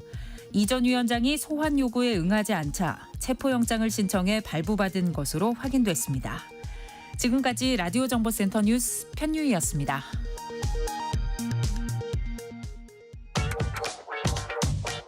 뉴스의 진수를 보여주는 인터뷰. 뉴 진수. 추석이 다가오면서 가장 먼저 체감되는 건 바로 장바구니 물가입니다. 정부는 명절 물가 안정을 위한 대책을 내놓고 있지만 소비자들이 느끼는 부담은 여전히 적지 않습니다. 특히 쌀과 계란, 과일 등 주요 품목 가격이 크게 오르면서 차례상 비용이 예년보다 무겁다, 이런 목소리도 많이 나오고 있습니다. 오늘은 한국소비자단체협의회 이정수 사무총장 전화 연결해서 올 추석 물가 실태와 소비자들이 체감하는 민생 현안도 같이 짚어보도록 하겠습니다. 이정수 사무총장님, 안녕하세요. 네, 안녕하세요.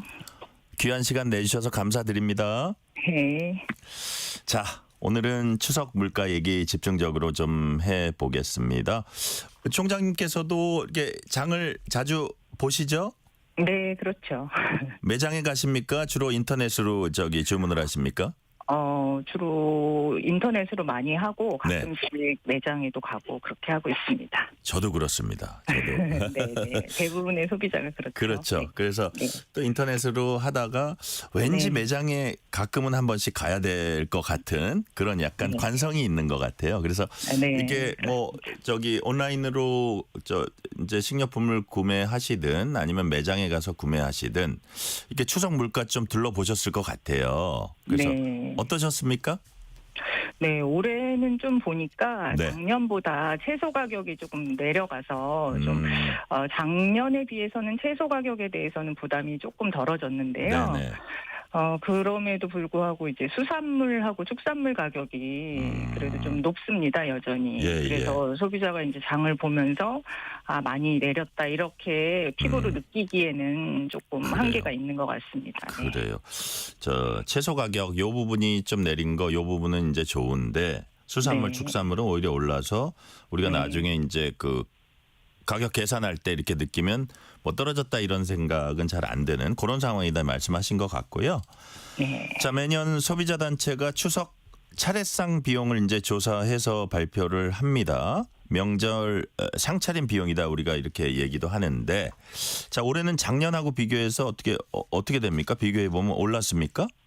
네, 저희가 이제 추석 3주 전, 1주 전 이렇게 가격 조사를 2번 하는데요. 가장 최근인 일주일 전 이번 주를 기준으로 좀 말씀을 드리면 저희가 이제 4인 가족 기준으로 해서 제수용품 비용을 좀 조사를 해보는데 평균 올해 보니까 한 32만 원 정도로 작년과 비교했을 때 한 12,000원 정도가 좀 떨어졌습니다. 아, 오히려 떨어졌어요? 예, 그 평균 가격으로는 좀 떨어져서 그렇게 됐는데 그 품목별로 보면은 작년에 채소하고 뭐 나물이나 뭐 밤 이런 임산물이 굉장히 올랐었는데 올해는 좀 크게 떨어지면서 전체적으로 비용은 낮췄지만 아까 말씀드린 것처럼 소고기라든지 돼지고기라든지 또 계란 같은 것들이 좀 많이 올라서 여전히 이게 뭐 고기가 좀 비싼 품목이지 않습니까? 그래서 가격 부담은 여전히 남아있는 상태입니다. 자, 전체적으로 보면 32만 원이어서 작년 총액으로 보면 한 상 차렸다 할 때 총액으로 보면 한 12,000원 정도 떨어졌는데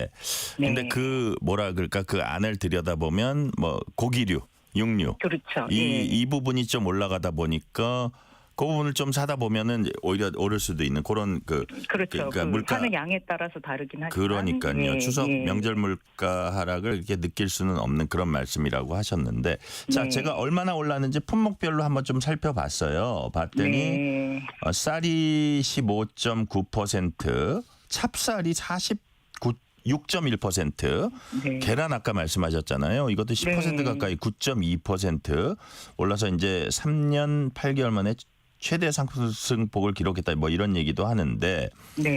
자, 우리 총장님 보시기에 이렇게 곡물이라든지 계란 요런 부분의 가격이 폭등한 건 뭐 너무 그 수요에 비해서 공급이 적었습니까? 이유가 뭡니까? 네, 조금 보면 아무래도 말씀하신 것처럼 공급 차원에서의 그런 요인이 가격을 올린 주된 원인 같은 것으로 보입니다. 그렇죠. 공급이 어쨌든 좀 모자랐다. 그렇죠. 이제 쌀 가격 같은 경우를 보면 쌀 수급이 좀 불균형이 생겼는데 그게 생산량이 좀 감소하니까 가격이 올라간 것으로 보여집니다. 작년 같은 경우 이제 쌀이 좀 과잉 생산돼서 가격이 좀 낮아졌을 때 농식품부가 이제 그 초과 생산량을 좀 시장 격리라고 해서 좀 사들였습니다. 그 결과로 이제 본격적으로 쌀 수확기를 앞두고 공급하는 양이 줄어드니까 산지에서 이제 그 유통을 하는 업체들이 쌀이 있어야 그거를 이제 도정을 해서 파는데 재고가 부족해서 이제 쌀이 좀 가격이 오름세를 보이고 있는 것 같고요. 아까 이제 놀라신 찹쌀 같은 경우는 재배하는 면적이 좀 줄어들어가지고. 면적이 줄었어요? 재배 면적이? 예, 재배 면적이 줄었다고 합니다. 그래서 그렇다 보니까 공급이 부족해서 가격이 좀 더 많이 오른 것 같습니다. 그리고 이제 계란은 요즘에 뭐 국제 곡물가가 올라가고 그렇게 됨으로써 사료비가 이제 올라가서 원가에 대한 뭐 좀 원가가 많이 올랐다는 것도 있고 이제 수요도 뭐 좀 증가했다는 뭐 자료도 있기는 하지만 어쨌든 그런 원가가 좀 올라가서 산지 가격을 올리는 주된 원인이 된 것 같습니다. 이게 이제 우리 사무총장님 보시기에 이렇게 뭐 기본적으로는 원하는 어떤 수요보다는 공급이 적으면 이제 가격이 올라가잖아요. 근데 우리가 항상 또 얘기하는 게 그 유통 구조의 불합리성, 유통 구조 때문에 여전히 또 이렇게 또 우리가 소비자들이 직접 체감하는 그 가격이 전반적으로 비싼 그런 것도 여전히 좀 남아있지 않습니까? 어떻습니까? 네, 여전히 있습니다. 그런데 이제 저희 단체가 아까도 가격 조사를 해서 매년 발표를 하고 모니터링도 하고 그러는데 유통에 대해서는 뭐 그 구조라든지 유통 비용이라든지 이런 게 공개된 것들이 별로 없어서 그걸 알기가 어렵습니다. 그래서 이제 추측을 하고 있고 뭐 다른 농산물 유통 구조라든지 이런 거는 연구 자료들도 있어서 유통에 좀 문제가 있다라는 것은 뭐 기본적으로 문제인 것 같습니다. 그래요. 유통에 문제가 있다는 건 우리가 기본적으로 상식적으로 알고 있는데 거기에 대한 또 구체적인 데이터는 그렇게 또 이렇게 뭐 이제 녹록지가 않아요. 그래서 그런 것들은 나중에 저희가 기회가 되면 우리 그 소비자 단체 협의회에서 그런 부분들도 잘 이렇게 구조적으로 지적하시면 좋을 것 같다는 생각이 방송을 하다가 제가 갑자기 그런 생각이 드네요. 네, 맞습니다. 좋은 지적이신데 그 부분에 자료가 공개됐다든지 뭐 그런 것들이 많지 않아서 그러니까요. 저희가 접근하기가 쉽지는 않은 부분입니다. 저 칭찬해 주신 거죠? 네. 네네. 자, 요 대목에서 제가 문자 하나 소개해 드릴게요. 0224님이 정부 비축량이 제때 안 풀려서 쌀값이 올랐다고 한다면 그거 재빨리 풀면 되는 거 아닌가요? 이렇게 이제 0224님이 물어보셨네요. 네. 여튼 뭐 노력을 하시고 계신 것 같기는 한데 시장에서 금방 반영되는 건 아닌 것 같습니다. 그러니까요. 네. 자, 이제 우리가 아까 이제 뭐 그 축산물 고기 가격 좀 많이 올랐다 이런 말씀하셨는데 축산물 가격, 수산물 가격이 이제 주로 많이 올랐습니다. 좀 어떤 품목들이 특별히 이렇게 좀 이거 올랐구나 하는 품목들이 어떤 게 있어요? 수산물도 좀 품목에 따라서 좀 올랐나 보죠? 예. 올해 9월에 발표한 소비자 물가 동향을 좀 보면 축산물이 5.4%, 수산물이 6.4% 올랐다 이렇게 발표를 했는데요. 그래요. 이제 저희가 조사한 거를 좀 보면 계란은 아까 말씀드렸고 수산물 중에서 황태포 같은 거 이거 이제 제수용품으로 꼭 필요하지 않습니까? 요게 이제 7.5% 정도 올랐고 황태포가요. 돼지고기가 뭐 수육용으로 쓰이는 목삼겹 같은 경우가 한 6.4% 정도 올랐고 소고기 한국용으로 쓰이는 양지 같은 경우가 2.8% 정도 이렇게 전반적으로 육류 많이 올랐네요. 예, 그렇게 올랐습니다. 그리고 수산물도 전반적으로는 한 6.4% 정도 올랐다.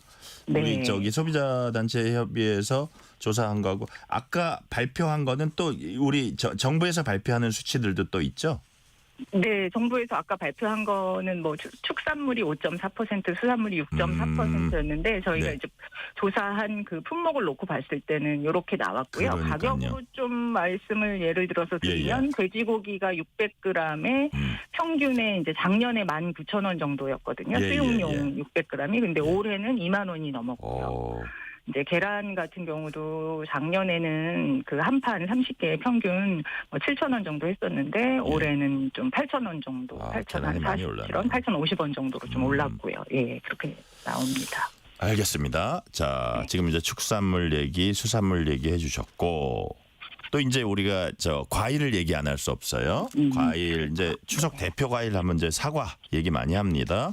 자, 홍로 전년 대비 16.8% 상승했다. 배는 26.9% 상승했다. 이런 집계가 있더라고요. 그래서 이게 일단 사과나 배 왜 이렇게 비싸졌습니까? 네. 사과 가격이 계속 좀 높은데요. 사과 같은 경우에 올해 여름에 이제 그 고온 현상으로 이상 기후 때문에 상품성이 우리가 명절 때는 좀 큰 그 과일을 원하지 않습니까? 상품성이 높은 큰 과일 같은 경우 생산 양이 좀 줄었다고 합니다. 그래서 이런 이제 제수용 사과 가격이 전년보다 좀 올랐고요. 생산량 줄기 이제 작황이 기본적으로 부진했나 봐요. 네네. 그렇죠. 기후 변화 때문에 그런 그 과일류의 생산량이 좀 좋지 않은 것 같습니다. 네네. 이제 저희가 조사한 자료를 좀 보면 그 3주 전에 추석 3주 전에 조사했을 때 사과 가격이 작년에 비해서 평균 한 4.8% 올랐는데.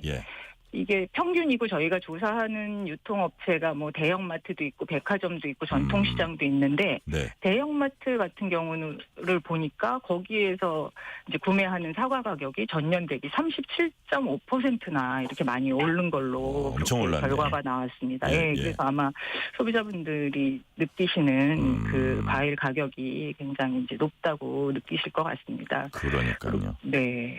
그래서 이제 현지에서는 금사과 이런 말도 하나 봐요. 하도 사과가 비싸가지고. 네, 금사과란 말도 하고 뭐 애플리케이션 이런 말도 하고 이러는데. 애플리케이션? 애플 때문에 인플레이션이 일어났다. 뭐 이런 말도 쓰고 그럽니다. 그런데 애플리케이션. 네, 이제 저는 지금 그 아이폰 애플 생각했어요. 그거 아니죠? 애플. 애플 때문에 인플레이션. 애플리케이션.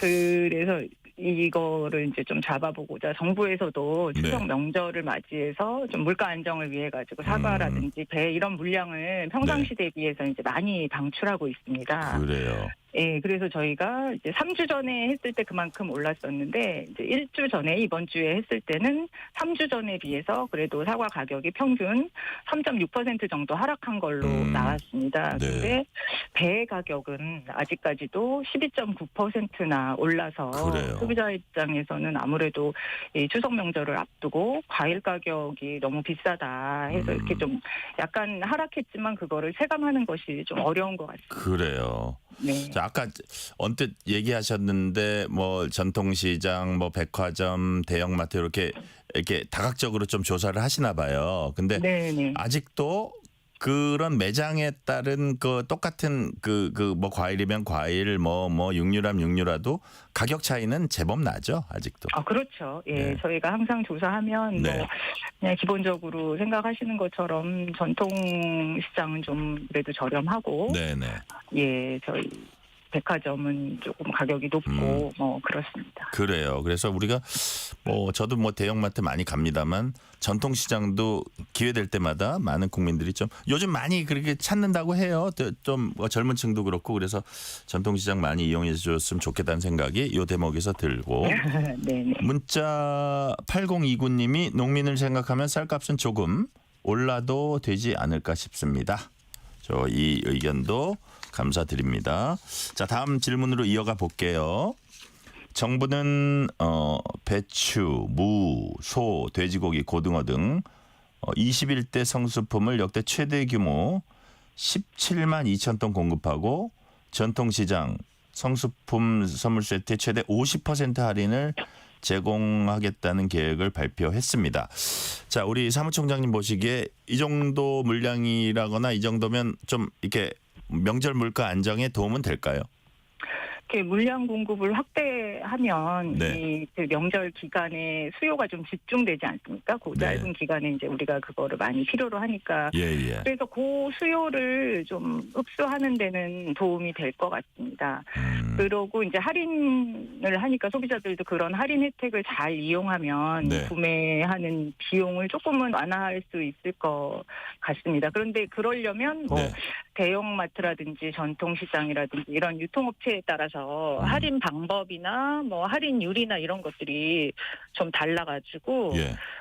소비자들이 그런 정보를 잘 확인하고 활용을 해야 그 혜택을 잘 볼 수가 있을 것 같습니다. 그래서 그런 게 이제 도움이 되려면 소비자가 정보를 잘 알고 활용하는 능력에 따라서 예. 이제 결과가 좀 달라질 수가 있어가지고. 그거 어떻게 하면 좀 이렇게 가장 정보를 집약적으로 볼 수 있을까요? 자기가 부지런히 이런 사이트 저런 사이트 봐야 되나요? 아니면 뭐 그게 제일 좋고요. 네. 뭐 농식품부나 이런 홈페이지에 들어가도 있고. 아, 그래요? 예, 그렇게 있는데 그거를 뭐 그 활용 능력이 좋으신 소비자들은 이제 잘 알아서 찾으실 수 있지만 뭐 좀 조금 그런 거가 서투르신 분들은 좀 어려울 수 있어서. 그러니까요. 그래서 예, 좀 빠르게 선제적으로 명절 물량을 좀 이렇게 잘 많이 확보해서 이게 할인의 형식이 아니라 좀 네. 이렇게 누구나 좀 누릴 수 있게끔 하는 것도 좀 필요하겠다 그런 생각이 듭니다. 누구나 누릴 수 있게끔 하고 네. 지금 말씀하신 그런 부분들 뭐 농식품부 홈페이지 들어가서 우리가 찾아볼 수는 있지만 조금 더 이렇게 많은 국민들 예를 들어서 뭐 고령층이나 이런 분들도 그렇죠. 좀 이렇게 네. 활용하고 혜택을 받을 수 있도록 이런 네. 시스템을 좀 갖췄으면 좋겠다 싶은 생각이 드네요. 네, 그렇습니다. 네. 자, 그리고 정부는 앞서서 유류세이나 유가 연동 보조금 지급 등의 대책도 시행해 왔습니다. 자, 유류비, 운송비 등 에너지 물류 비용 이게 명절 물가에 미치는 영향 이것도 뭐 무시할 수 없는 건가요? 어떻게 보세요? 그렇죠. 이런 정책들이 네. 원가에 이제 다 미치는 거잖아요. 네네. 그러니까 최종으로 살려면은 그런 유류비라든지 뭐 물류비라든지 이런 거가 다 영향을 주는 거기 때문에 네. 이 정부가 하는 원가 부담 완화 정책이 뭐 실제 소비자 물가에 영향을 주는데 이게 정부가 투입하는 그 뭐 비용들이 네. 그 정책이 끝까지 소비자한테까지 이게 파급 효과가 오는지 예. 그런 거를 이제 좀 잘 확인을 하는 것이 중요하다고 생각합니다. 그래서 네. 이번에 지금 말씀하신 대로 시행하는 유류세 인하라든지 뭐 예. 유가 연동 보조금을 지급한 거라든지 이런 게 명절 물가 안정에도 뭐 네. 직접적으로 간접적으로 영향을 준다고 봅니다. 그래서 그래요. 우리가 뭐 냉동식품들 뭐 이런 명절 선물 세트들도 많고 예. 또 명절 상품들은 이렇게 단기간에 만들어져 단기간에 유통되는데 이것들이 다 이제 에너지 비용, 뭐 에너지가 투입되는 물류 비용들이니까 이게 좀 낮아지면 네. 최종 가격도 좀 낮아질 그렇죠. 수 있기 때문에 이게 좀 뭐 소비자 부담 완화하는데 효과가 있을 수 있다고 생각합니다. 효과가 있기 때문에 우리 총장님 보시기에는 소비자 부담 완화를 위해서 만약에 필요하다면 추가적으로도 좀 이런 게 대책이 더 나와도 괜찮을 것 같네요. 네, 잘 살펴보고 예. 이제 이게 물론 재정 실제로 여력을 현장에서 살펴야겠지만 정부가 잘 실행되는지 이게 뭐 그 투입되는 그런 그 예산들이 네. 실제 소비자 가격을 낮추는데 도움이 얼만큼 되는지들을 잘 네. 살펴보시고 이제 도움이 좀 된다 하면 뭐 그런 것들을 좀 더 시행하셔도 좋을 것 같습니다. 네. 정부가 지금 2차 민생회복 소비 쿠폰 지급하고 있습니다. 네. 자, 이건 어떻게 하다 보니까 제가 질문이 크게 보면 두 가지가 되는데 하나는 요 소비 쿠폰이 조금 뭐 소상공인 자영업자들 그다음에 이게 어떤 우리 소비로 인한 어떤 우리 경기랄까요? 이런데 조금 온기를 갖고 온다고 보시는지 그거 하나 하고요. 그다음에 명절 물가에도 이게 좀 약간 어떤 영향을 미칠까요? 어떻게 보세요? 네, 저희가 이제 1차 소비 쿠폰이 지급됐고, 이제 지금 2차 소비 쿠폰이 지급되고 있는데, 네네. 저희가 1차 소비 쿠폰 지급한 이후에 물가 추이로 봤을 때, 네. 이거가 이제 뭐 물가를 올릴 것 같다는 의심도 좀 있었지만 그렇게는 보이지 않고 소비자가 봤을 때는 좀 어려운 경기에 또 물가도 올라서 이렇게 뭐 사고 싶은 거 못 샀던 그런 소비자들이 조금 그래도 생각했던 지출을 좀 할 수 있었던 그런 부분이 큰 것으로 보여서 그래요. 경기 회복에 조금 도움이 된 것으로 저는 좀 보고 있고요. 네. 예, 그리고 이제 이런 소비 쿠폰들이 뭐 소비자들이 필요로 하는 식료품이나 뭐 의약품이나 이런 생활 밀착형 품목들의 지출도 많이 하고 네. 또 이제 그 2차 소비 쿠폰은 명절 앞에 지급돼 가지고 좀 그 명절에 필요한 지출들을 하는데 네. 좀 도움이 되지 않을까. 그래서 이제 궁극적으로 좀 그 가정 경제 생활에 조금이라도 되지 않을까 그렇게 보여집니다. 그래요. 자, 총장님 지금 저희 청취자가 7758님이 질문이 하나 딱 왔는데 요거 하나 네. 좀 어떻게 될지 봐주세요. 곧 김장철입니다. 저는 전종철인데 이분은 김장철이네요. 곧 김장철입니다. 올해 배추값은 어떻게 될까요? 배추값 저희도 이제 김장철 되면 그것도 한번 살펴보고는 있는데 네네. 올해 그냥 지금 들리기로는 또 여름철의 기온이라든지 뭐 이런 거가 또 좋지 않아서 네. 그 고냉지 배추라든지 이런 것이 작황이 별로 좋지 않다고 하더라고요. 예. 그래서 뭐 그때 좀 보기는 해야 되지만 조금 걱정하고 있는 상태입니다. 그러니까요. 예. 자, 저 배추 물가 김장할 때 그 물가가 어떻게 되고 우리 소비자 부담이 어떻게 될지는 조금 더 지켜봐야 될 것 같고요. 네네. 지금 우리 사무총장님이 대답을 너무 잘해주시니까 막 우리 소비자들이 이제 청취자들이 문자가 계속 들어오네요. 요거 하나 더 여쭤볼게요. 6393님이 어떤 질문을 하셨냐면 뭐 질문이라기보다 자기 의견이에요. 소상공인도 할인 판매할 수 있도록 공급이 더 늘었으면 좋겠어요. 대형마트만 있는 게 아닌데 할인 물량은 다 그리로 갑니다. 뭐 다 그리로 가는 건 아니지만 대형마트 위주로 좀 가는 측면은 있나 보죠? 아무래도 소비자가 이제 소비하기 편하고 그쪽에 물량이 많이 가는 것처럼 보여지는 거는 뭐 소비자분이 느끼시는 게 맞는 것 같고요. 그래서 그래요. 저희도 이제 항상 이렇게 정부에 정책 건의를 드리거나 소비자들 의견을 낼 때 좀 쉽게 대형마트는 대형마트대로 하지만 전통시장이라든지 소비자들이 좀 다른 데서도 편하고 쉽게 그런 할인 혜택을 좀 볼 수 있도록 해줬으면 좋겠다. 이제 그런 말씀을 드리는데 소비자분께서 느끼시는 고 의견 주시는 게 뭐 맞다고 생각합니다. 네. 지금 소비자분이 문의한 거하고 좀 어떻게 보면 연관이 되는 건데 이번 질문은 최근 소비 패턴 변화를 보면은 예컨대 온라인 장보기, 배송 직거래, 대형마트 전통시장 혼합 구매 이런 것들이 이제 좀 두드러지는 상황입니다. 근데 이런 변화가 추석 물가 안정 쪽으로 또 작용할 거로 보시는지 아니면 좀 복잡한 유통구조 때문에 이게 불투명성을 더 크게 할 걸로 보시는지 어떤 쪽이라고 우리 총장님 보십니까? 네, 뭐 여러 곳에 선택지가 많아진다는 것은 그만큼 경쟁이 많다는 얘기니까 그렇죠. 예.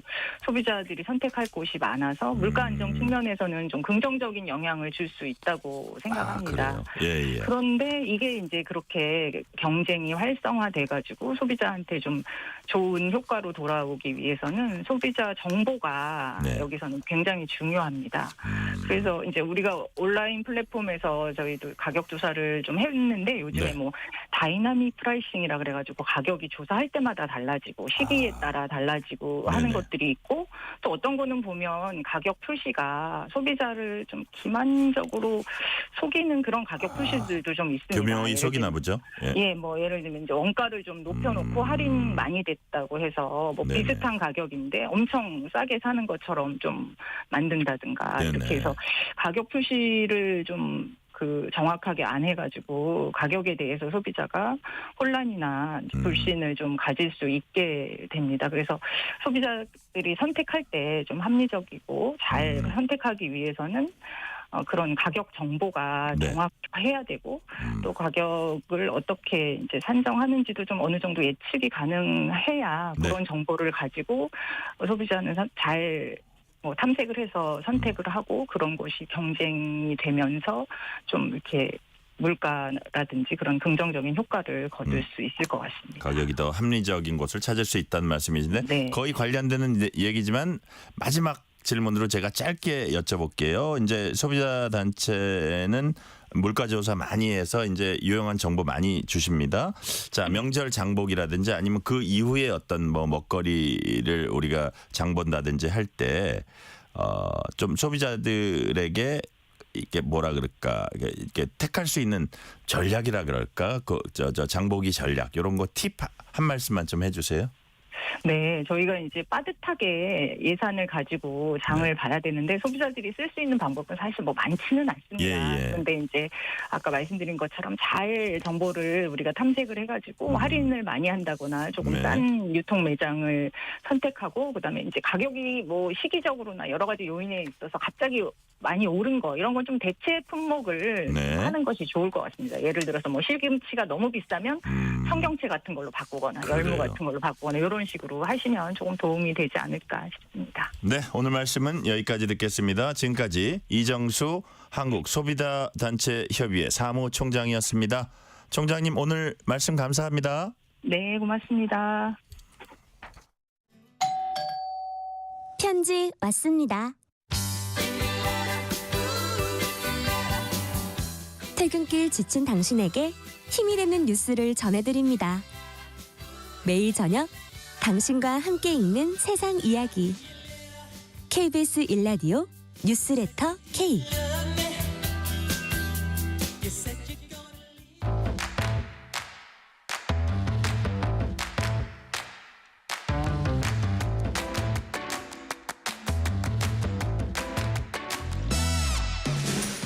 오늘 가장 뜨거운 뉴스, 화제 소식 쏙쏙 골라서 전해드립니다. 뉴스레터 브리핑. 오늘은 박세인 한국일보 기자 나오셨습니다. 박세인 기자님 어서 오세요. 네, 안녕하세요. 박세인입니다.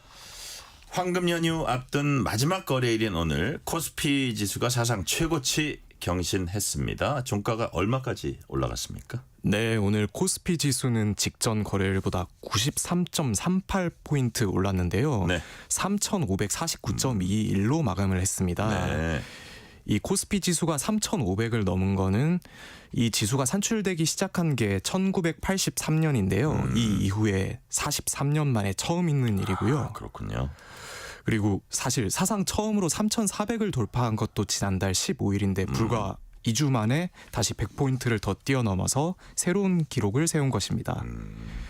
예, 코스피 지수는 오늘 하루 종일 3,500포인트대를 내주지 않았습니다. 장중에는 한때 3% 이상 오르면서 3,565포인트를 기록하기도 했고요. 네. 이게 아무래도 간밤에 미국 증시가 오른 게 한국 주식시장에도 그대로 반영이 된 모습인데요. 미국 연방정부가 처음에 셧다운 위기에 처했다가 이게 일시적일 거라는 관측이 나오고 이러면서 강세를 보였던 게 그대로 이어진 것으로 분석이 됩니다. 그리고 인텔이나 오라클 같은 빅테크 기업들도 많이 올라서 우리나라 반도체 기업의 주가에도 영향을 미쳤습니다. 마찬가지로 코스닥 지수도 1% 이상 오르면서 힘을 냈는데요. 코스닥 지수는 어제보다 8.91%포인트 오른 854.25를 기록했습니다. 네. 특히 외국인 투자자들이 코스피 시장에서 주식 대거사들이었다고 하는데 3조 원이 넘는 주식 순매수, 이게 3조 원 순매수하면 어느 정도 규모입니까? 예, 이게 사실 엄청 기록적인 일인데요. 네. 외국인 투자자들이 오늘 정규 주식시장에서만 코스피 상장사 주식을 3조 1,388억 원어치를 사들였습니다. 네네.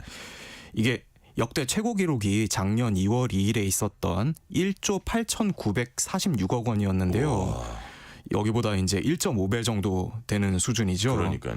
예, 오늘 거래 대금이 19조 원 정도가 됐는데 외국인이 순매수를 한 거래만 여기서 15% 비중을 차지하는 겁니다. 외국인은 지난달 29일 이후에 4거래일 연속으로 순매수 행진을 이어오고 있습니다. 이게 너무 숫자가 크다 보니까 하루치만 가지고는 비교가 안 될 것 같아가지고 제가 월 기준으로 부연 설명을 한번 드리자면요.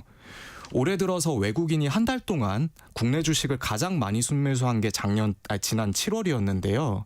그 당시 한 달치 규모가 3조 4천억 원 정도였어요. 그러니까 오늘 하루 만에 그 한 달치 규모에 육박하는 수준의 주식을 사들인 거게 되겠습니다. 그렇군요. 자, 시장 주도주라고 하죠. 삼성전자, SK 하이닉스 오늘 큰 폭으로 올랐습니다. 배경이 뭐라고 보세요? 예, 일단 오늘 두 종목이 1위, 2위죠. 네네. 삼성전자는 어제보다 이제 3.49% 오른 89,000원, 그리고 하이닉스는 39만 5,500원에 거래를 마쳤는데요. 네. 이게 장중에는 삼성전자는 9만 전자, 그리고 하이닉스는 40만 닉스까지 갔습니다. 역시 마찬가지로 외국인들이 네. 이제 삼성전자만 1조 7천억 원어치, 그리고 하이닉스는 4,077억 원어치를 순매수를 하면서 이들이 이제 주가를 끌어올린 겁니다. 사실 이게 어제 장이 끝난 뒤에 엄청 중요한 소식이 하나 있었는데요. 네. 챗 GPT를 운영하는 오픈 AI, 여기에 샘 알트만 대표가 한국을 찾았습니다. 예, 오픈 AI가 지금 미국에 엄청 대규모 데이터 센터를 짓고 있는데요. 이 스타게이트 프로젝트에 삼성전자와 하이닉스가 반도체를 공급하기로 했다는 소식이 나온 거거든요.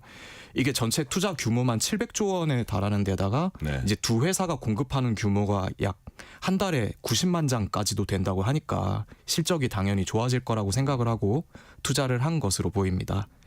여기다 이재명 대통령이 또 이를 지원을 하겠다면서 삼성이나 SK그룹의 금산분리 완화도 조금 재검토할 여지가 있지 않겠냐, 네. 이렇게 말한 것도 좀 영향을 미친 것 같습니다. 자, 과연 어디까지 갈지 관심 모아집니다. 코스피 지수 지금 얼마까지 더 상승할 여력이 있다고 이제 증권가에선 보고 있습니까? 예, 일단 대통령 공약이었던 게 5,000포인트잖아요. 네. 뭐 이런 기대감도 있기는 한데 뭐 당장은 이제 상법 개정이라든지 뭐 실적 개선 기대감이 있어가지고 최근에 오르고 있는데 연내에는 이제 3,000포인트 후반까지는 가지 않겠느냐, 증권가에서는 이렇게 보고 있습니다. 이제 그 이상을 갈 수 있을지가 관건인데요. 네. 아무래도 변수가 한미 무역 협상이 아직 마무리되지 않았다는 점, 그리고 삼성이나 SK 하이닉스 같은 반도체에만 너무 쏠려 있다는 점, 그리고 환율이 계속 1,400원대를 기록을 하고 있는데 아무래도 이 환율이 기업의 실적에는 긍정적일 수 있지만 외국인 투자자들의 매력은 좀 떨어뜨릴 수 있는 그런 부분이 있다 보니까 좀 딜레마가 될 수 있을 것 같습니다. 그렇군요. 자, 주제를 바꿔봅니다. 국가정보자원관리원 화재 관련 속보입니다. 이번 화재로 공무원들이 업무 자료 저장하는 G 드라이브가 불탔다고 합니다. 이게 어떤 시스템인지 또 이게 불타면 어떤 문제가 발생하게 되는지 설명을 해주세요. 예, 지난달에 발생한 화재로 불에 탄 국정자원 5층에는 이제 7-1 전산실이라는 게 있어요. 네네.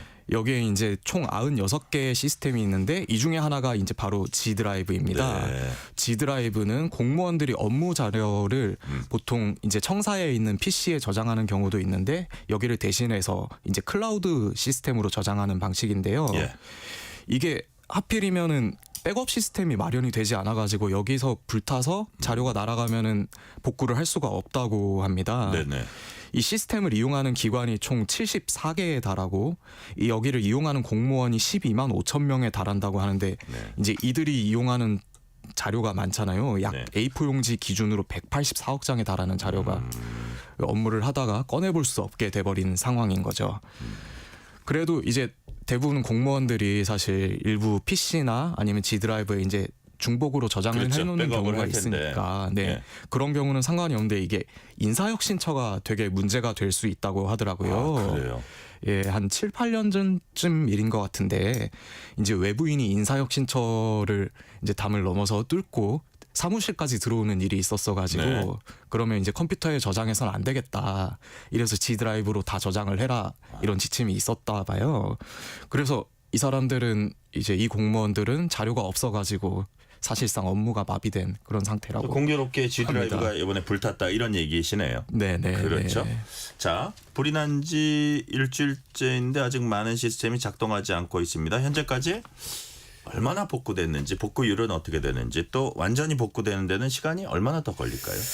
예, 오늘까지 일단 복구율을 따지자면요. 네. 총 647개 시스템 중에 115개를 복구를 했다고 합니다. 네. 이제 소방청이 운영하는 뭐 안전신고 뭐 이런 서비스가 복구가 돼가지고 좀 추석 때는 그래도 안전하게 넘길 수 있을 것 같은데요. 네. 사실 이게 제가 담당하고 있는 이제 부처 홈페이지조차도 이게 아직 접속이 안 되는 상황이에요. 그래요? 금융감독원? 금융감독원은 되는데 금융위원회가 접속이 안 되고 접속이 있습니다. 또 안 돼요. 예.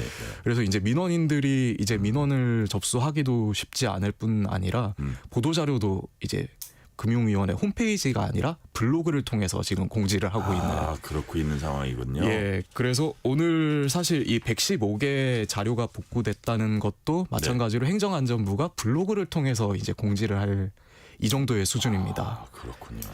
예, 정부가 이제 4주 정도 복구하는데 시간이 걸린다고 했었는데요. 사실 이게 복구된 양이 많지 않다 보니까 이게 더 오래 걸릴 거라는 관측도 나오고 또 G 드라이브처럼 또 복구가 안 되는 시스템이 있지도 않을까. 그래요. 이런 우려까지 나오는 상황입니다.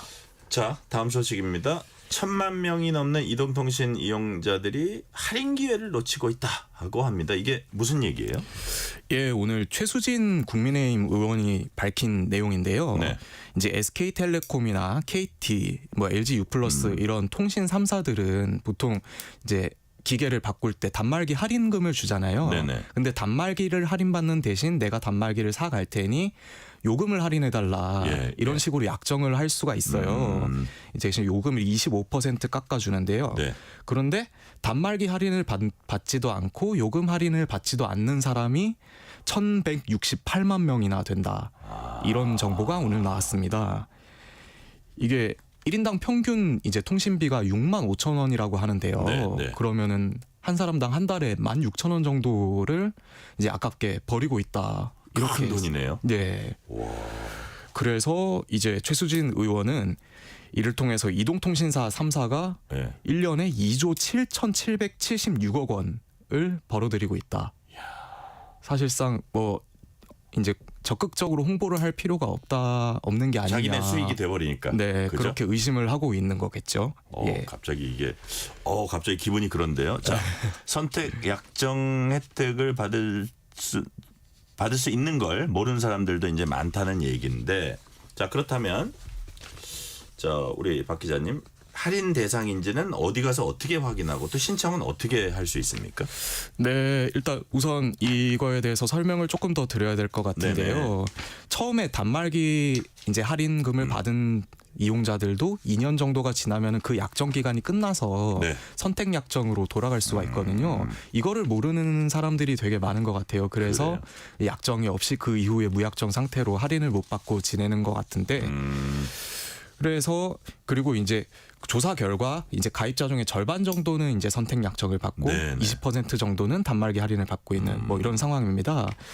제가 오늘 오기 전에 한번 해봤는데요. 이제 가입자가 선택 약정을 이용할 수 있는지는 그 한국이동통신사업자연합회가 운영하는 스마트 초이스라는 사이트가 있습니다. 거기 들어가면 확인할 수 있어요? 네, 여기서 확인이 가능하고 이후에 이제 대상이다. 아니 뭐 예를 들어서 SKT나 KT 홈페이지 이런 데서 안 되고 거기로 가야 되는 거예요? 여기가 이제 통합적으로 할인을 해주는 데라서 여기서 할 수 있고요. 네네.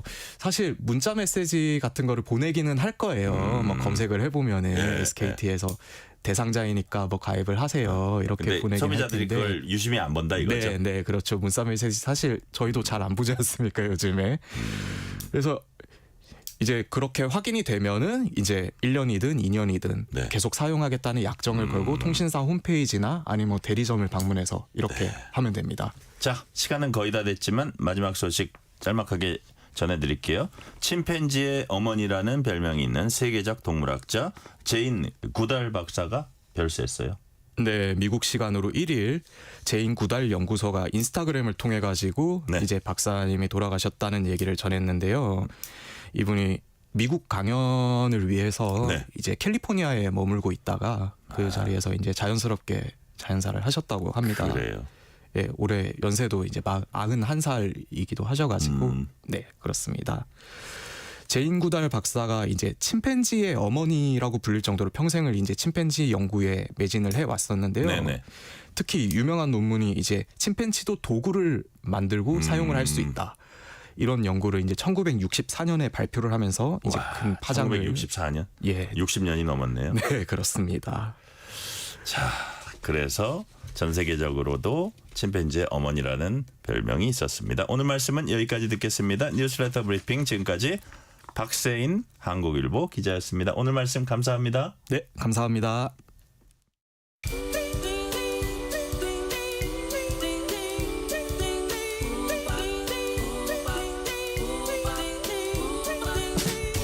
오늘 하루 뉴스를 정리해주는 다정한 편지 한 통. KBS 1라디오 뉴스레터 K.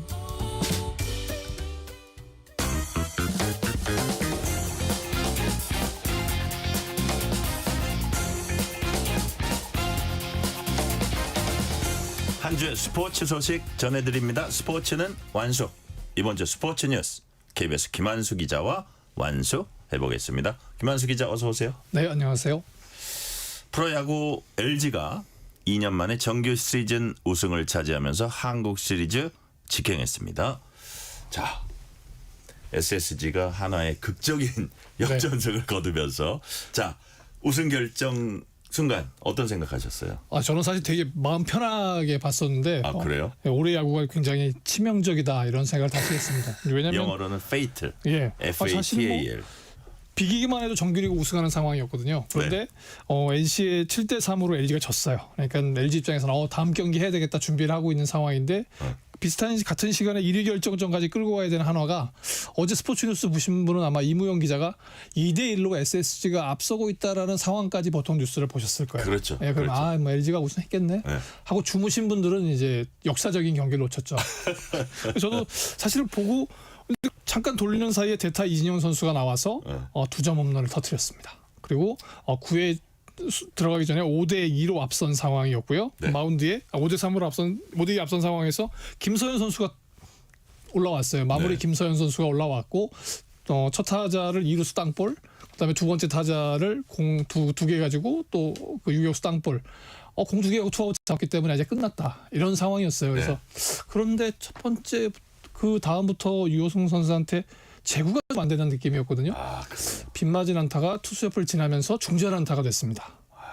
그 순간 사실 그 순간 이제 그 보통 중계하는 카메라가 벤치를 비치거나 감독을 비치면 우리 그냥 팬들이나 선수 직감적으로 알잖아요. 아, 교체 타이밍인가 보다. 그래서 김경문 감독이 그때 사실 교체를 결정해야 될 시간이 아닌가 싶었어요. 근데 이제 감독의 입장에서는 어린 선수가 완전히 경기를 마무리하고 그 가을 야구 가게 되면 훨씬 더 대담한 투구를 할 수 있겠다 판단하신 것 같은데 이 선수가 SSG 그 새로 대타로 나온 그 현원의 선수 같은 경우에는 사실 이름도 기억하기 힘든 상황이었거든요. 근데 이 선수가 홈런을 쳐버립니다. 그래서 5대4가 됐어요. 그렇게 되면 그 순간도 다시 한번 이제 또 벤치를 비쳤을 거 아니에요.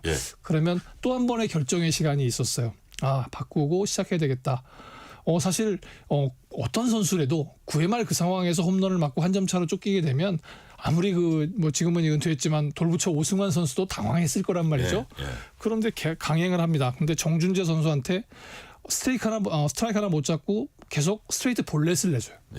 그러면 또 한 번 결정의 시간이 왔습니다. 바꿔줬어야 되는데 안 바꿨어요. 안 바꿨습니다. 사실 뭐 다음 타자인 이유래 선수가 이렇게 뭐 경험은 많지 않지만 그래도 나름 그 훨씬 높은 순위로 뽑은 선수거든요. 한 방에 있는 선수인데 이 선수한테 공을 던졌습니다. 근데 이 선수가 딱 치는 순간에 두 팔을 딱 들어 올리는 순간에 이거 끝났다. 이런 느낌 받았으면 한화 팬들은 정말 이거 진짜 미치죠. 아무리 보살 팬들이라고 이거는 멘붕이라는 말로 표현이 안 되는데. 그렇죠. 근데 그 중간중간에 참 그 어제 중계 장면을 보시면 중간중간에 LG 팬이 그 마지막 9회에 계속 혼자 펄짝펄짝 뛰는 장면이 나와요. 마치 무슨 암시하는 것처럼. 그랬다면 한번 좀 바꿨어야 됐고 또 중간에 양상문 투수 코치가 올라왔을 때 김서현 선수 본인도 한 번쯤은 내가 오늘 컨디션이 아닌 것 같다라는 얘기를 했었어야 되지 않나. 그래서 결정의 시간을 놓치는 바람에 지금 이제 그 LG한테 우승을 헌납했고 본인들은 페넌트 레이스 1위 도전할 수 있는 기회를 놓쳤고 한편으로는 2위와 3위의 싸움이었단 말이죠. 이게 잘못하게 되면 플레이오프에 다시 만날 수 있는 가능성이 있거든요.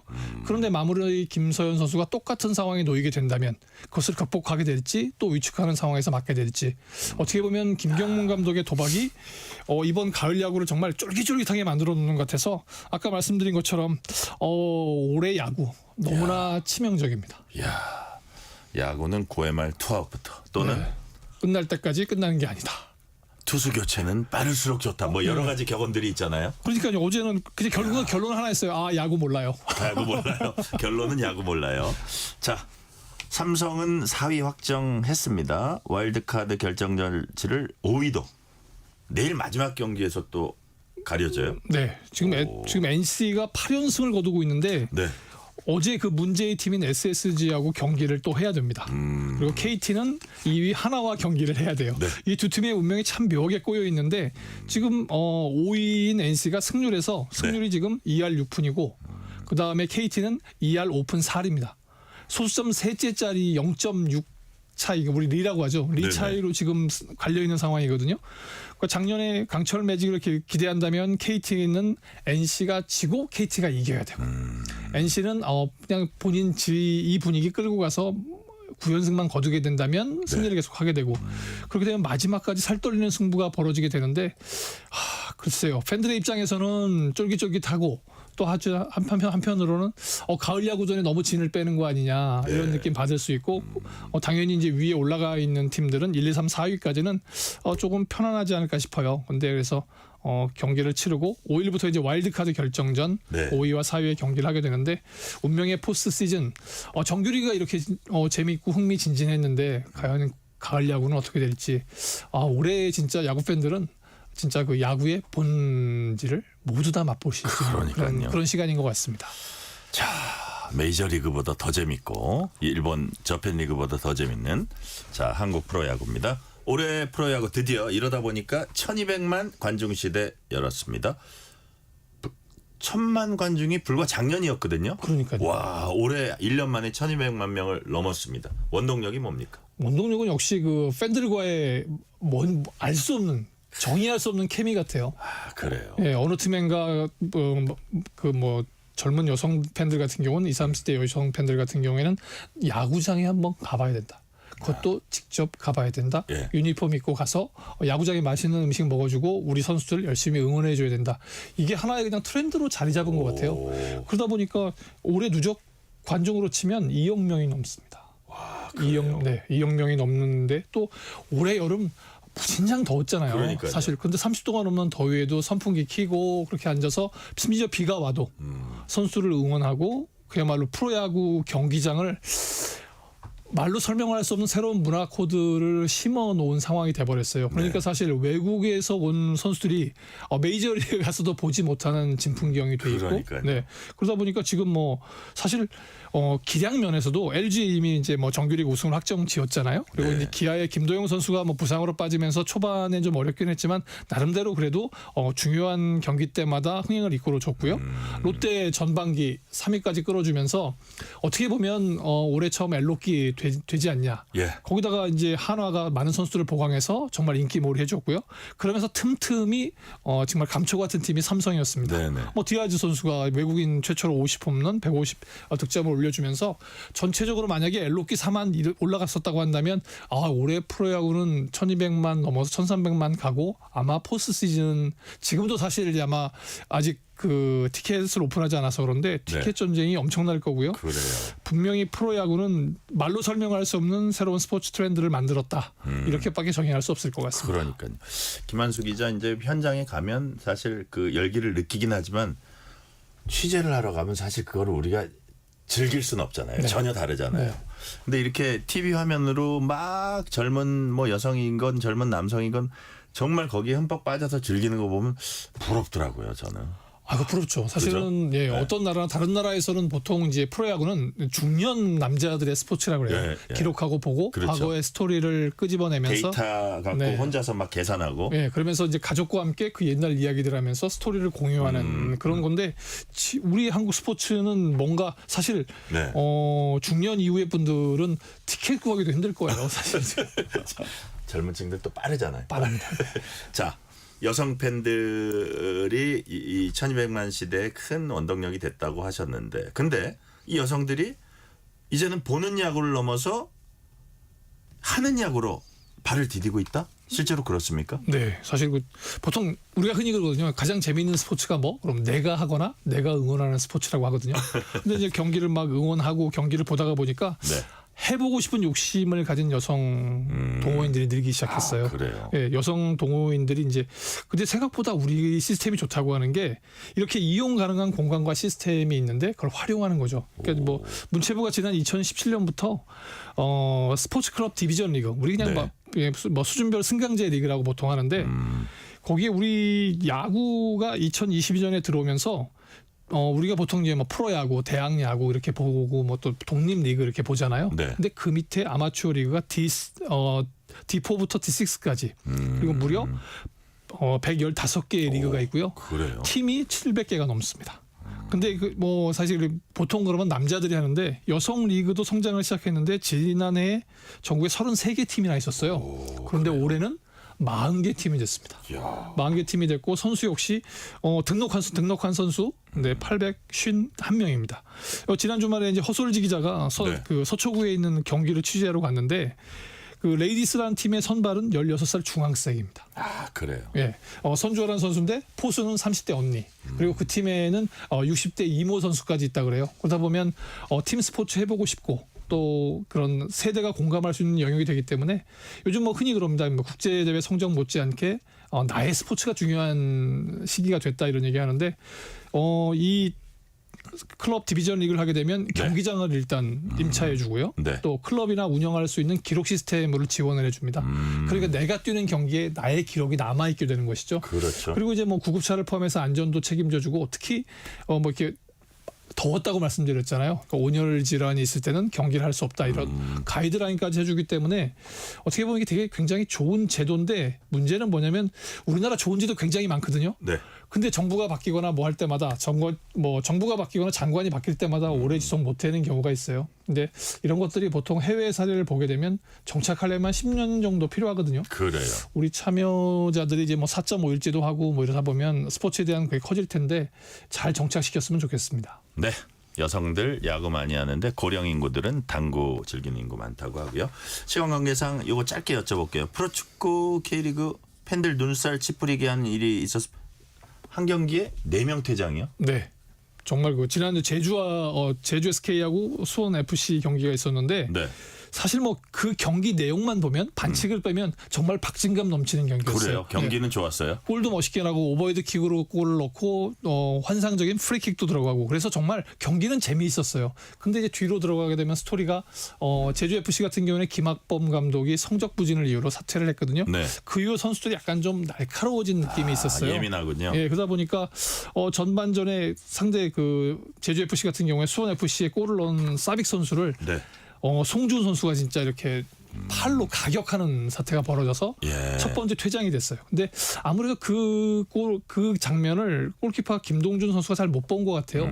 그러면서 이 선수가 흥분하기 시작했고 상대 선수하고 몸싸움을 2번이나 일으키게 됩니다. 그래서 이 선수도 두 번째 같은 경우에는 골키퍼는 페널티 에리어를 넘어서면 절대 손을 쓰면 안 되거든요. 예. 예. 근데 노골적으로 손으로 막아서 퇴장당하고 퇴장당하는 와중에 대기심과 싸우고 그리고 퇴장 선언이 되니까 박수를 치면서 약간 야유도 보내고 어떻게 보면 비인사적인 행동을 했거든요. 그랬군요. 예, 그러다 보니까 또 그런 상황에서 안태현 선수가 이미 경고가 돼 있는데 경고 누적으로 항의하다 퇴장당하고 또 스로인을 이미 그 경기장 밖에 나와 있는 교체 선수가 됐는데 그 경기하는 선수가 약간 마음에 안 든다고 해서 몸을 날려서 또 밀쳐버리고 이렇게 하다 보면 4명이 퇴장을 당하고 그중에 2선수는 출장 정지와 제재금을 받고 또 제주 FC는 정말 불명예스럽게 또 제재금을 내게 되고 그러다 보니까 프로리그에서 좀 안 좋은 케이스를 남긴 한 경기가 되고 말았습니다. 네. 끝으로 이번 주에 꼭 봐야 할 경기 어떤 게 있습니까? 민족 대명절하면 씨름이죠. 역시. 네. 내일 아마 여자 경기부터 시작될 텐데요. KBS 1테레비를 틀으면 아마 2시경부터 4시까지는 뭐 여자부 경기, 남자부 태백, 금강, 한라, 백두장사 경기를 모두 보실 수 있습니다. 오늘 말씀 여기까지 듣겠습니다. 지금까지 김한수 KBS 기자였습니다. 말씀 감사합니다. 오늘 뉴스레터 K는 여기까지입니다. 커피 쿠폰 당첨자 명단은 뉴스레터 K 홈페이지 확인해 주시고요. 오늘은 제이 레빗의 바람이 불어오는 곳 들으면서 이 시간 마무리하겠습니다. 오늘도 함께해 주신 청취자 여러분 진심으로 감사드립니다. 지금까지 뉴스레터 K 전종철입니다.